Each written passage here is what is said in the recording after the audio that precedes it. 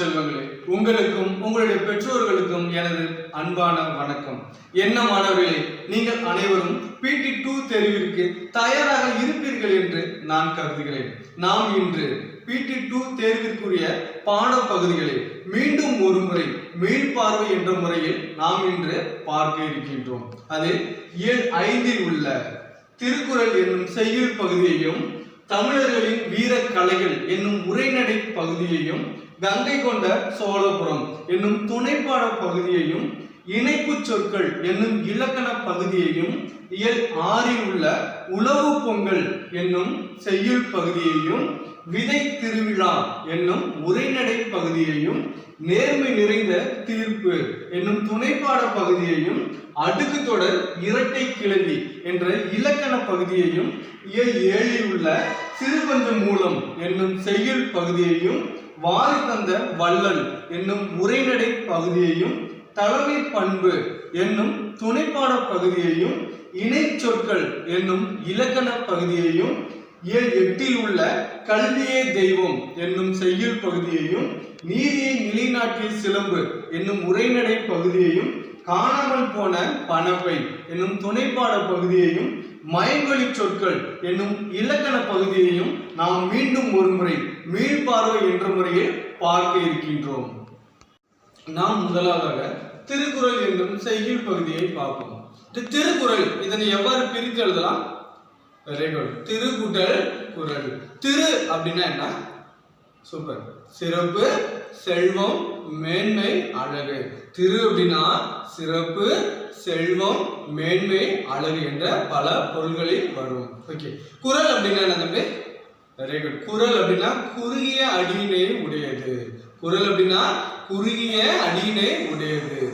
திருக்குறள் அப்படின்னா மேன்மையான கருத்துக்களை, மிகவும் உயரிய கருத்துக்களை குறைவான அடியில் கூறும் ஒரு நூல் தான் திருக்குறள். மேன்மையான கருத்துக்களை குறுகிய அடியில் கூறும் ஒரு நூல் எது அப்படின்னா திருக்குறள். இந்த திருக்குறளுக்கு நிறைய பெயர்கள் அழைக்கிறாங்க. இந்த திருக்குறளை பார்த்தீங்கன்னா நிறைய பெயர்களில் அழைக்கிறார்கள். முப்பால், பொய்யாமொழி, உலக பொதுமறை, உத்தரவேதம் அப்படின்னு நிறைய பெயர்கள் அழைக்கிறாங்க. இதற்கு திருக்குறளுக்கு முதலில் வழங்கிய ஒரு பெயர் என்ன அப்படின்னா முப்பால். ஓகே, இதுக்கு ஏன் முப்பால் அப்படின்னு பெயர் சொல்றாங்க? நீங்க சொல்லுங்க. Very good. முப்பால் அப்படின்னா அறத்துப்பால், பொருட்பால், இன்பத்துப்பால். அறத்துப்பால், பொருட்பால், இன்பத்துப்பால், இந்த 3 பால்களும் ஒருங்கே அமைந்த ஒரு நூல் எது அப்படின்னா திருக்குறள். அதனாலதான் இந்நூலிற்கு திருக்குறள் அப்படின்னு பெயர் வச்சிருக்காங்க. ஓகே. அறத்துப்பால்ல எத்தனை அதிகாரம் இருக்கு? Very good. 38. பொருட்பால்ல 70 அதிகாரம் இருக்கு.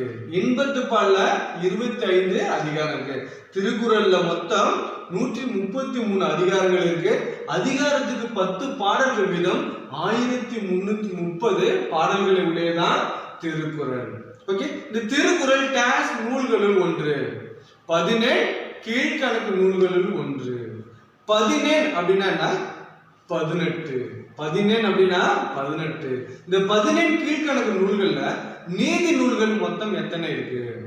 Very good. 11 இருக்கு. இந்த 17 கீழ்கணக்கு நூல்களில் நீதி நூல்கள் மொத்தம் 11 இருக்கு. அதில் ஒன்றுதான் திருக்குறள். இந்த திருக்குறளை பார்த்தீங்கன்னா முன்னாடி ஓலைச்சுவடிகள்ல தான் இருந்துச்சு. முன்னாடிலாம் பார்த்தீங்கன்னா நூல்கள் என்பதே இல்லை. முன்னாடிலாம் ஓலைச்சுவடிகள்ல தான் இருந்துச்சு. அந்த ஓலைச்சுவடிகள் எல்லாத்தையும் திரட்டி, ஓலைச்சுவடிகள் அனைத்தையும் ஒன்றாக திரட்டி நமக்கு நூலாக தந்தவர் யார் அப்படின்னா மலையத்து வசன் மகன் ஞான பிரகாசர்.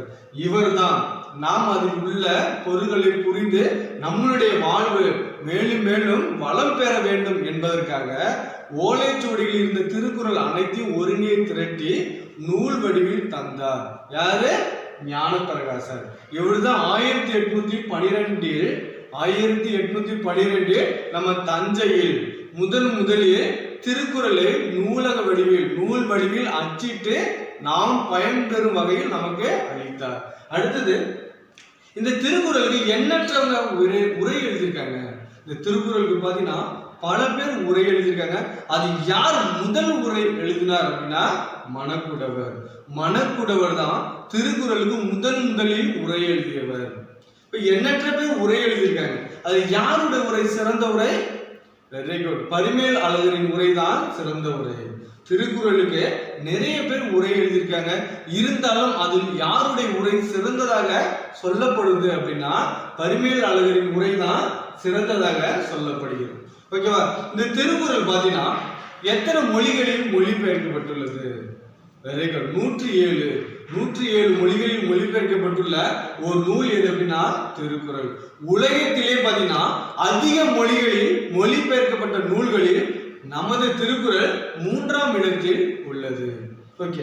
திருக்குறளுக்கும் டேஸ் என்ற எண்ணிற்கும் நெருங்கிய தொடர்புடையது 7. இந்த 7 என்ற எண் எத்தனை முறை பயின்று வந்துள்ளது? 8. இப்படி நம்ம திருக்குறள்ல பத்தினா நான் உங்களுக்கு முன்னாடி நிறைய செய்திகள்லாம் சொல்லியிருக்கேன். அதற்கு இப்ப நேரம் இல்லை. நம்ம அடுத்தது இந்த திருக்குறள் என்ற நூலை எழுதியவர் யாரு? திருவள்ளுவர். இந்த திருவள்ளுவர் எங்கு பிறந்தார்? நம்ம சென்னையில் உள்ள மயிலாப்பூர்ல பிறந்தார். இப்ப திருவள்ளுவர் பாத்தீங்கன்னா நாயனார், தேவர், பொய்யில் புலவர், முதற் பாவலர் அப்படின்னு நிறைய பெயர்கள்ல அழைக்கிறாங்க. ஓகேவா? அடுத்தது நம்மளுடைய திருவள்ளுவர் இருக்காருல்ல, நம்மளுடைய திருவள்ளுவர் இந்த திருக்குறளை அரங்கேற்றிய இடம் எது அப்படின்னா நம்மளுடைய மதுரை. யாருடைய உதவியுடன் அரங்கேற்றினார் அப்படின்னா ஔவையாரின் உதவியுடன் அரங்கேற்றிருக்கார். ஓகே. நம்ம 1900 முன்னாடி வரைக்கும் திருவள்ளுவர் அப்படின்னா எப்படி இருப்பாருன்னு யாருக்குமே தெரியாது. 1900க்கு அப்புறம் தான் திருவள்ளுவருக்கு ஒரு உருவம் தர வேண்டும், திருவள்ளுவருக்கு ஒரு உருவம் தர வேண்டும் அப்படின்னு பல்வேறு புலவர்கள் முயற்சித்தார்கள். அதில் நம்ம பாரதிதாசனும் ஒருவர். பாரதிதாசன் பாத்தீங்கன்னா பாரதிதாசனும் ராமச்செல்வன் இவங்க 2 பேரும் நெருங்கிய நண்பர்கள். ராமச்செல்வன் பாத்தீங்கன்னா மிகப்பெரிய பணக்காரர். பாரதிதாசன் போய் சொல்றாரு ராமச்செல்வன், நண்பா, நம்மளுடைய தமிழ் புலவரான திருவள்ளுவரின் உருவத்தை இந்த உலகறிய நாம் செய்ய வேண்டும், அதற்காக அவருடைய உருவத்தை நாம் வரைய வேண்டும் அப்படின்னு சொல்றாரு. உடனே ராமச்செல்வன் சொல்றாரு, ஆம் நண்பா, நம்மளுடைய தமிழ் புலவரான திருவள்ளுவரின் உருவத்தை இந்த உலகறிய செய்ய வேண்டும் எனில் ஒரு சிறந்த ஓவியரை நாம் காண வேண்டும் அப்படின்ட்டு பாரதிதாசனும் ராமச்செல்வனும் போய் தமிழ்நாட்டிலே ஒரு சிறந்த ஓவியரான வேணுகோபால் சர்மாவை சந்திக்கிறாங்க. தமிழகத்திலே ஒரு சிறந்த ஓவியர் யார் அப்படின்னா வேணுகோபால் சர்மா. அவரை சந்தித்து திருவள்ளுவர்னா இப்படிதான் இருப்பார் அப்படின்னு ஒரு உருவத்தை சொல்றாங்க. அதன்படியே வேணுகோபால் சர்மா அவர்களும் திருவள்ளுவரின் உருவப்படத்தை வரைந்து தந்தார். அந்த திருவள்ளுவரின் உருவப்படத்தை நம்மளுடைய சென்னையில் உள்ள சட்டமன்றத்தில் 1964ஆம் ஆண்டு திறந்து வைத்தவர் யார் அப்படின்னா நம் இந்தியாவின் துணை குடியரசுத் தலைவர் திரு ஜாகிர் ஹுசேன் அவர்கள் திறந்து வைத்தார். நம்மளுடைய திருவள்ளுவரின் அந்த உருவப்படத்தை திறந்து வைத்தவர் யார் அப்படின்னா ஜாகிர் ஹுசேன். ஓகே. இதுதான் திருக்குறள். திருவள்ளுவரை பத்தி நம்ம சொல்லியிருக்கோம். இந்த திருவள்ளுவருடைய காலம் என்ன அப்படின்னா கிமு 31. Very good. இப்ப நம்ம அவர் எழுதிய பண்புடைமை என்னும் அதிகாரத்தை பார்ப்போம். பண்புடைமை அப்படின்னா என்ன? பண்பு உடையவர்களாக இருத்தல். இந்த பண்புடைமை நம்ம எவ்வாறு பிரித்தெழுதலாம்? பண்பு கூட்டல் உடைமை. உடைமை அப்படின்னா உடையவர்களாக இருத்தல். பண்பு அப்படின்னா நற்பண்பு. நற்பண்பு உடையவர்களாக இருத்தல். இதுல முதல்ல என்ன சொல்றாங்க அப்படின்னா பண்பு உடையவராக வாழ்வதற்குரிய வழிகள் என்ன அப்படின்னு கேட்கிறாங்க. பண்பு உடையவராக நம்ம எல்லாம் வாழணும் அப்படின்னா அதுக்கு என்ன வழி? அன்புடைமை ஆன்ற குடிப்பிறத்தல் இவ்விரண்டும் பண்புடைமை என்னும் வழக்கு அப்படின்னு சொல்றாங்க. அதாவது நம்ம அன்பு உடையவர்களாக இருத்தல் வேண்டும். யார் மீது? நம்மளுடைய அப்பா அம்மா மீதா, நம்மளுடைய உறவினர்கள் மீதா, யார் மீது நாம் அன்பு செலுத்த வேண்டும்? உலகில் உள்ள அனைத்து உயிரினங்களின் மீதும் நாம் அன்பு செலுத்த வேண்டும். இந்த உலகில் உள்ள அனைத்து உயிரினங்களின் மீதும் நாம் அன்பு செலுத்த வேண்டும். அடுத்து என்ன சொல்றாங்க? உயர்ந்த குடியில் பிறந்திருத்தல். ஆன்ற அப்படின்னா உயர்ந்த குடியில் பிறந்திருத்தல் அப்படின்னா ஒரு பெரிய மாளிகை கட்டி அதுல நம்ம பிறந்திருக்கணும். அப்படியா? அப்படி இல்லை. உயர்ந்த குடி அப்படின்னா அறப்பண்புகளை உடைய ஒரு குடும்பத்தில் நாம் மகனாக பிறந்திருக்க வேண்டும். நற்பண்புகள் உடைய ஒரு இல்லத்தில் ஒரு வீட்டில் நாம் மகனாக பிறந்திருக்க வேண்டும். இது 2 தான் பண்புடையவராக வாழ்வதற்குரிய நல்ல வழிகள் அப்படின்னு யார் சொல்றா? திருவள்ளுவர் சொல்றார். ஓகே. பண்புடையவராக வாழ்வதற்குரிய நல்ல வழிகள் என்ன? ஒன்று அன்புடையவர்களாக இருத்தல், மற்றொன்று உயர்ந்த குடியில் பிறந்திருத்தல். ஓகே. அடுத்து பாருங்க, யாரை உலகம் பாராட்டும்? இந்த உலகம் யாரை பாராட்டும்? நயனோடு நன்றி புரிந்த பயனுடையார், பண்பும் பாராட்டும் உலகு. நயன் அப்படின்னா நேர்மை. நேர்மையான வழியில யார் யாரெல்லாம் எல்லாருக்கும் உதவி செய்யறாங்களோ அவர்களை இந்த உலகம் உள்ள வரை பாராட்டும் அப்படின்னு சொல்றாங்க. இந்த உலகம் யாரை பாராட்டும்? நேர்மையான வழியில உதவி செய்பவர்களை தான் இந்த உலகம் உள்ளவரை பாராட்டும். அப்போ இந்த உலகம் நம்மளையும் பாராட்ட வேண்டும் அப்படின்னா நம்ம என்ன செய்யணும்? நேர்மையான வழியில பிறருக்கு உதவி செய்யணும். ஓகேவா? அடுத்து பாருங்க, இவ்வுலகம் நிலை பெற்றிருக்க யார் காரணம்? நம்ம தான் காரணம். இந்த உலகம் இன்றளவும் நிலை பெற்றிருக்க யார் காரணம்? நம்ம தான் காரணம். ஏன்? இவ்வுலகம் யாரால் வாழ்ந்து கொண்டு இருக்கிறது? பண்புடையார் பட்டுண்டு உலகம் அது இன்றேன் மண்புக்கு மாயவர் மண் அப்படின்னு சொல்றாரு. பண்புடையார் பட்டுண்டு உலகம் அது இன்றே மண்புக்கு மாய்வது மண். பண்புடையார் அப்படின்னு யாரு? நம்ம தான். நம்ம எல்லாருமே நற்பண்பு உடையவர்கள். நம்மளும் போல நற்பண்பு உடையவர்கள் இந்த உலகில் வாழ்ந்து கொண்டு இருப்பதால் தான் இவ்வுலகம் இன்றளவும் நிலை பெற்று கொண்டு இருக்கிறது. நம்மளை போல நற்பண்பு உடையவர்கள் இல்லை அப்படின்னா இந்த உலகம் என்றோ மண்ணோடு மண்ணா அழிந்து போயிருக்கும் அப்படின்னு சொல்றாங்க. ஓகேவா? நம்மெல்லாம் நற்பண்பு உடையவர்களாக வாழ வேண்டும். அப்படிதான் வாழ்ந்துட்டு இருக்கோம். அப்படிதான் நம்ம இனிமேலும் வாழணும். ஓகேவா? அடுத்தது பாருங்க, மரம் போன்றவை யார்? இந்த உலகில் பிறந்த மனிதர்களில் மரம் போன்றவர் அப்படின்னா யார்? அறம் போலும் கூர்மையரேனும் மக்கட்பண்பு இல்லாதவர் மரம் அப்படிங்கிறார். அறம் அப்படின்னா நம்ம மரத்தெல்லாம் இருப்பாங்க பார்த்தீங்களா, ஒரு கருவி, அது எவ்வளவு இருக்கும்? அவ்வளவு கூர்மையா இருக்கும்.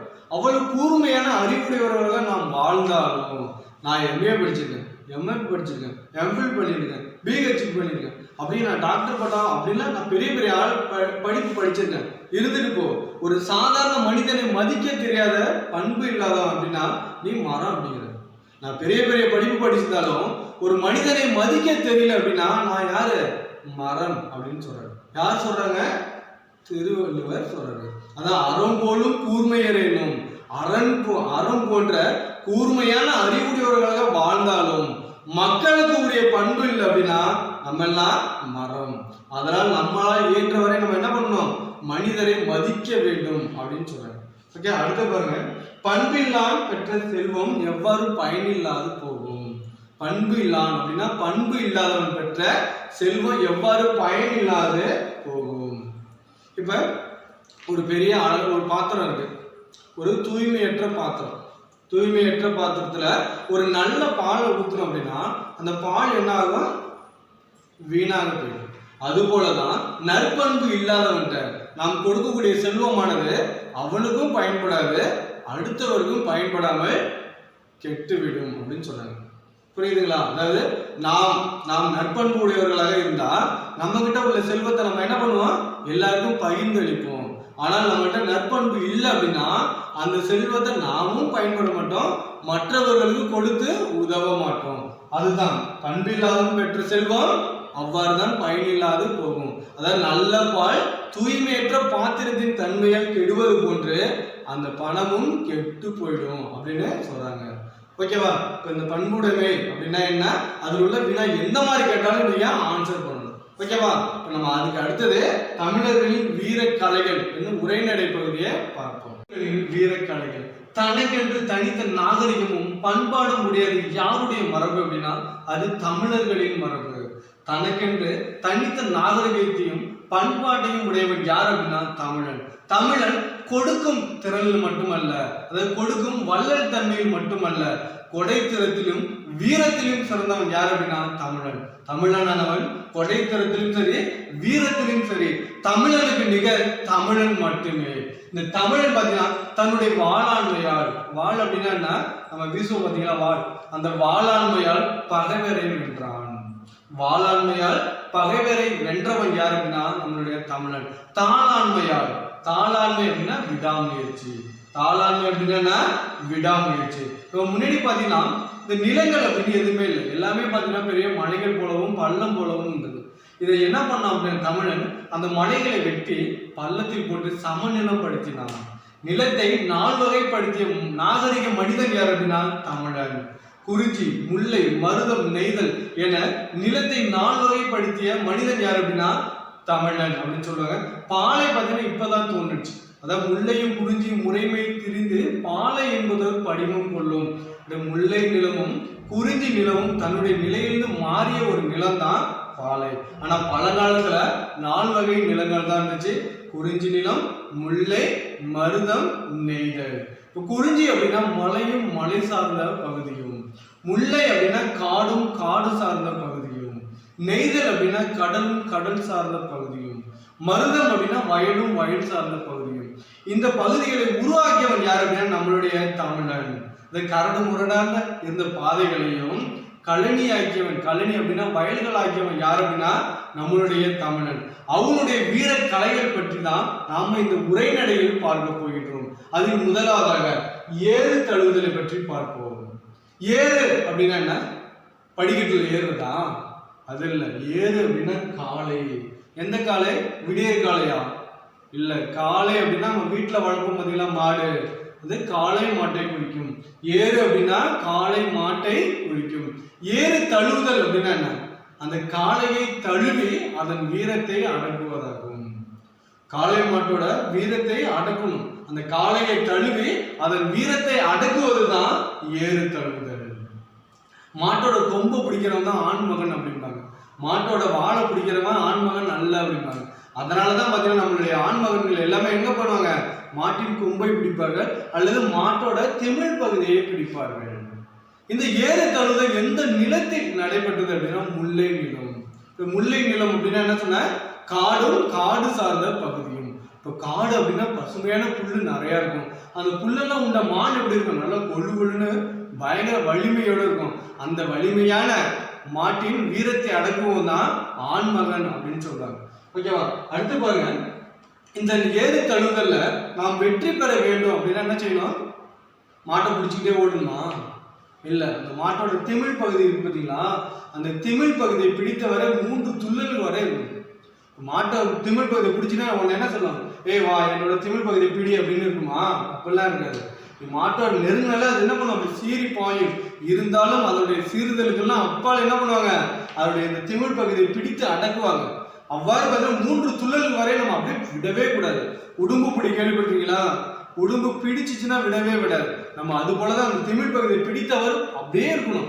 அது 3 துள்ளல் வரை துள்ளதுக்கு அப்புறம் நம்ம கையெடுத்தது அப்படின்னா நம்ம தான் வெற்றி பெற்றவன். அல்லது 30 வினாடிகள் வரை அந்த மாட்டு மீதே பயணிக்க வேண்டும். மாடு பார்த்தீங்கன்னா அந்த நீங்க இந்த மாட்டுப்பிடி பார்த்துருக்கீங்களா? அந்த வெளியில வரும்போது அந்த வெளியில வரப்போ பார்த்தீங்கன்னா நிறைய என்ன பண்ணுவாங்க? மாடுபிடி வீரர்கள் அப்படின்னா வரிசையா நிற்பாங்க. அது பார்த்தீங்கன்னா அவங்களே தாண்டி என்ன பண்ணுவாங்க? போவோம். அவ்வாறு போகும்போது பார்த்தீங்கன்னா அந்த மாடுபிடி வீரர்கள் என்ன பண்ணுவாங்க? அப்படியே அந்த மாட்டை அப்படியே ஜம்ப் பண்ணி பிடிச்சிப்பாங்க. இப்படி ஒரு 15 மீட்டர் வரை, அதாவது 15 மீட்டர் வரைக்கும் போகணும். அல்லது 30 வினாடிகள் வரை அந்த மாட்டோட அந்த திமிழ் பகுதி இருக்குல்ல அதை பிடித்தவாறு இருக்கணும். அல்லது 3 துள்ளல் வரை அதை பிடித்தவாறு இருக்கணும். இவ்வாறு எவனும் ஒருவன் இருக்கிறானோ அவன் தான் அந்த ஏறு தழுவுதல் போட்டியில் வெற்றி பெற்றவன். இப்ப நம்ம எல்லாம் ஏறு தழுவுதல் வெற்றி பெறணும் என்ன பண்ணோம்? அவருடைய காலை இருக்குல்ல, அந்த காலையின் திமிழ் பகுதியை பிடித்தவாறு 3 துள்ளல்கள் வரை அல்லது 30 வினாடிகள் வரை அல்லது 15 மீட்டர் தூரம் வரை நாம் அதன் மீது பயணிக்க வேண்டும். அவ்வாறு பயணித்தோம் அப்படின்னா நம்ம ஒரு ஆண்மகன், நம்ம ஒரு வீரன் அப்படின்னு சொல்லுவாங்க. அந்த காலத்துல சொன்னாங்க. நம்ம இப்ப வேடிக்கை பார்ப்பதோட நிறுத்திக் கொள்வோம். ஓகேவா? இதுதான் ஏறு தழுவுதல். ஏறு தழுவுதல் அப்படின்னா ஏறு அப்படின்னா காளை மாட்டை குறிக்கும். ஏறு தழுவுதல் அப்படின்னா காளையை தழுவி அதன் வீரத்தை அடக்குவதுதான் ஏறு தழுவுதல். ஏறு தழுவுதல் எந்த நிலத்தில் நடைபெற்றது? முல்லை நிலத்தில் நடைபெற்றது. இப்ப முல்லை நிலம் அப்படின்னா காடும் காடு சார்ந்த பகுதியும். இப்ப இந்த ஏறு தழுவுதலில் நாம் வெற்றி பெற வேண்டும்னா என்ன பண்ணணும்? இந்த காளையின் திமிழ் பகுதியை பிடித்தவரை 3 துள்ளல்கள் வரை அல்லது 30 வினாடிகள் வரை அல்லது 15 மீட்டர் வரை அதனுடைய திமிழ் பகுதியை பிடித்தவரை இருக்க வேண்டும். அவ்வாறு இருந்தோம் அப்படின்னா நாம் தான் அதுல வெற்றி மகன். ஓகே. இப்ப அடுத்தது பாத்தீங்கன்னா சிலம்பாட்டம். சிலம்பம் அப்படின்னா ஒலித்தல் அப்படின்னு பொருள் உண்டு. சிலம்பம் அப்படின்னா ஒலித்தல் என்ற ஒரு பொருள் உண்டு. இந்த சிலம்பம் பார்த்தீங்கன்னா நம்ம நெற்றிக்கு நேரா இருக்கும். அந்த கம்பு சுத்துவாங்க பாரு, அப்படி சுத்துறப்ப பார்த்தீங்கன்னா பயங்கர ஒரு சவுண்ட் வரும், பயங்கர ஒரு ஓசை வரும். அதனாலதான் இதுக்கு சிலம்பாட்டம் அப்படின்னு பெயர் வச்சாங்க. அந்த கம்பு சுழல்றாங்கல்ல, அந்த கம்பு சுழலும் போது ஏற்படும் அந்த ஓசையை, அந்த சவுண்டை அடிப்படையை கொண்டுதான் சிலம்பாட்டம் அப்படின்னு பெயர் வச்சிருக்காங்க. இப்ப இதுக்கு ஏன் சிலம்பாட்டம் அப்படின்னு பெயர் வச்சாங்க? கம்பு சுழலும் போது ஏற்படும் அந்த ஓசையை அடிப்படையாக கொண்டு சிலம்பாட்டம் அப்படின்னு பெயர் வச்சிருக்காங்க. இந்த சிலம்பாட்டம் விளையாட பார்த்தீங்கன்னா நம்மளுடைய நாடி நரம்புகளையும் நம்மளுடைய மனத்தையும் ஒருங்கிணைக்கும் ஒரு விளையாட்டு எது அப்படின்னா சிலம்பாட்டம். நம்ம விளையாடும் போது நம்மளுடைய சிந்தனை கொஞ்சம் தவறினால் கூட அடி யாருக்கு விழும்? நமக்கு தான் விழும். அதனால நம்மளுடைய நாடி நரம்புகளையும் மனத்தையும் ஒருங்கிணைக்கும் ஒரு விளையாட்டு எது அப்படின்னா அது இந்த சிலம்பாட்டம். இந்த சிலம்பம் எந்த வகை மூங்கில் இனத்திலிருந்து செய்யறாங்க அப்படின்னா சிறுவாரை கம்பு என்ற ஒரு மூங்கில் இனத்திலிருந்து செய்யறாங்க. அதாவது சிலம்பம் சொல்றாங்களா, அந்த கம்பு சுத்துறாங்க பார்த்தீங்களா, அந்த கம்பு எந்த வகை மூங்கில் இனத்திலிருந்து செய்யறாங்க அப்படின்னா சிறுவாரை கம்பு என்ற மூங்கில் இனத்திலிருந்து செய்யறாங்க. ஓகேவா? இப்ப இதுதான் சிலம்பாட்டம். சிலம்பம் அப்படின்னா என்ன பொருள்? ஒலித்தல் அப்படின்னு பொருள். இதுக்கு ஏன் சிலம்பாட்டம் அப்படின்னு வச்சாங்க? கம்பு சுழலும் போது ஏற்படும் அந்த ஓசையை அடிப்படையாக கொண்டு சிலம்பாட்டம் அப்படின்னு பெயர் வச்சாங்க. இந்த சிலம்பம் எந்த வகை மூங்கில் இனத்திலிருந்து செய்யப்படுகிறது அப்படின்னா சிறுவாரை கம்பு என்ற மூங்கில் இனத்திலிருந்து செய்யப்படுகிறது. அடுத்தது வில்வித்தை. நம்ம இந்த வல்வில் ஓரியை அடிக்கடி பார்த்துட்டே இருக்குமா? இப்ப வில்வித்தையில் சிறந்தவர் யாரு? வல்வில் ஓரி அப்படின்னு நம்ம ஏற்கனவே பார்த்துருக்கோம். இருந்தாலும் முதல்ல பார்ப்போம். வித்தை அப்படின்னா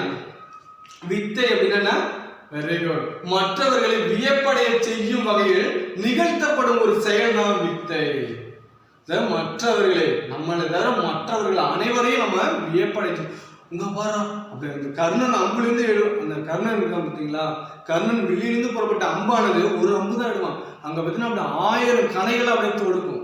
அர்ஜுனன் வில்லிலிருந்து அப்படிதான் போகும். அர்ஜுனன் வில்லிலிருந்து புறப்பட்ட அம்பானது அப்படியே 1000 கணைகளா தொடுக்கும். அதுதான் மற்றவர்களை வியப்படை செய்யும் வகையில் நிகழ்த்தப்படும் ஒரு செயல். மற்றவர்கள் அனைவரையும் நம்ம வியப்படை, ஐயோ அவன் சிறந்த வீரன், அவன் ஒரு மாவீரன் அப்படின்னு மற்றவங்க என்ன பண்ணணும்? நம்மள புகழ்ந்து பேசணும். அதுதான் வித்தை. வித்தை அப்படின்னா மற்றவர்களை வியப்படைய செய்யும் வகையில் நாம் செய்யும் ஒரு செயல் தான் வித்தை. இந்த வில்வித்தையில் சிறந்தவன் யாரு? வல்வில் ஓரி. இந்த வல்வில் ஓரி பார்த்தீங்கன்னா கொடைத்திறத்திலும் சரி வீரத்திலும் சிறந்தவன். இப்ப இந்த வல்வில் ஓரி ஒரு முறை எங்க போனாரு? காட்டிற்கு வேட்டையாட போறாரு. அவ்வாறு போகும்போது எதிர என்ன நின்றுச்சு? வெரி குட், யானை நின்றுச்சு. உடனே அவர் என்ன பண்றாரு? தன் வில்லிலிருந்து இந்த அம்பை எடுத்து யானை விடுறாரு. அந்த அம்பானது நேரம் எங்க போகுது? இந்த யானை நெற்றியில் பாய்ந்ததோ மட்டுமல்லாமல் அதன் அருகில் சென்ற ஒரு பெரும் புலியை கொள்ளுது. அதன் புலிக்கு அடுத்ததாக உள்ள ஒரு கலை மானை கொள்ளுது. இந்த மானைக்கு அருகில் மேய்ந்து கொண்டிருந்த ஒரு காட்டு பன்றியை கொன்றதோடு மட்டுமல்லாமல் ஒரு புற்றின் மீது சிவனேன்னு படுத்திருந்த ஒரு உடும்பையும் கொன்று தன்னுடைய சினம் தீர்த்தது அப்படின்னு சொல்றாரு. அதாவது இவர் விட்ட ஒரே ஒரு அம்பானது யானை, புலி, மான், பன்றி, உடும்பு என்ற 5 விலங்கினங்களை கொன்றதால் தான் இவரை வல்வில் அப்படின்னு சொல்றாங்க. இப்ப வல்வில் அப்படின்னா யாரு? வில் வித்தையில் சிறந்த ஒரு வீரன் தான் யாரு? வல்வில். ஓகேவா? இவரு சிறந்தவர், அதாவது இவர் வில் வித்தையில் சிறந்தவர் அப்படின்னு எந்த நூல் குறிப்பிடுது அப்படின்னா புறநானூறு என்ற ஒரு நூல் குறிப்பிடுகிறது. இந்த புறநானூறு என்ற ஒரு நூல்ல தான் வல்வில் ஓரி பார்த்தீங்கன்னா கொடைத்திறத்திலும் சரி வீரத்திலும் சரி சிறந்தவன் அப்படின்னு எந்த ஒரு புலவர் பாடினார் அப்படின்னா வன்பரணர் பாடுறாரு. இப்ப வித்தை அப்படின்னா மற்றவர்களை வியப்படைய செய்யும் வகையில் நிகழ்த்தப்படும் ஒரு செயல் தான் வித்தை. இந்த வில்வித்தையில் சிறந்தவன் யாரு? வல்வில் ஓரி. இந்த வல்வில் ஓரி நம்மளுடைய கொல்லிமலை நாட்டின் அரசன் அப்படின்னு சொல்லியிருக்கேன். ஓகேவா? இந்த வல்வில் ஓரி வீரத்தில் சிறந்தவன், அது வில்வித்தையில் சிறந்தவன்.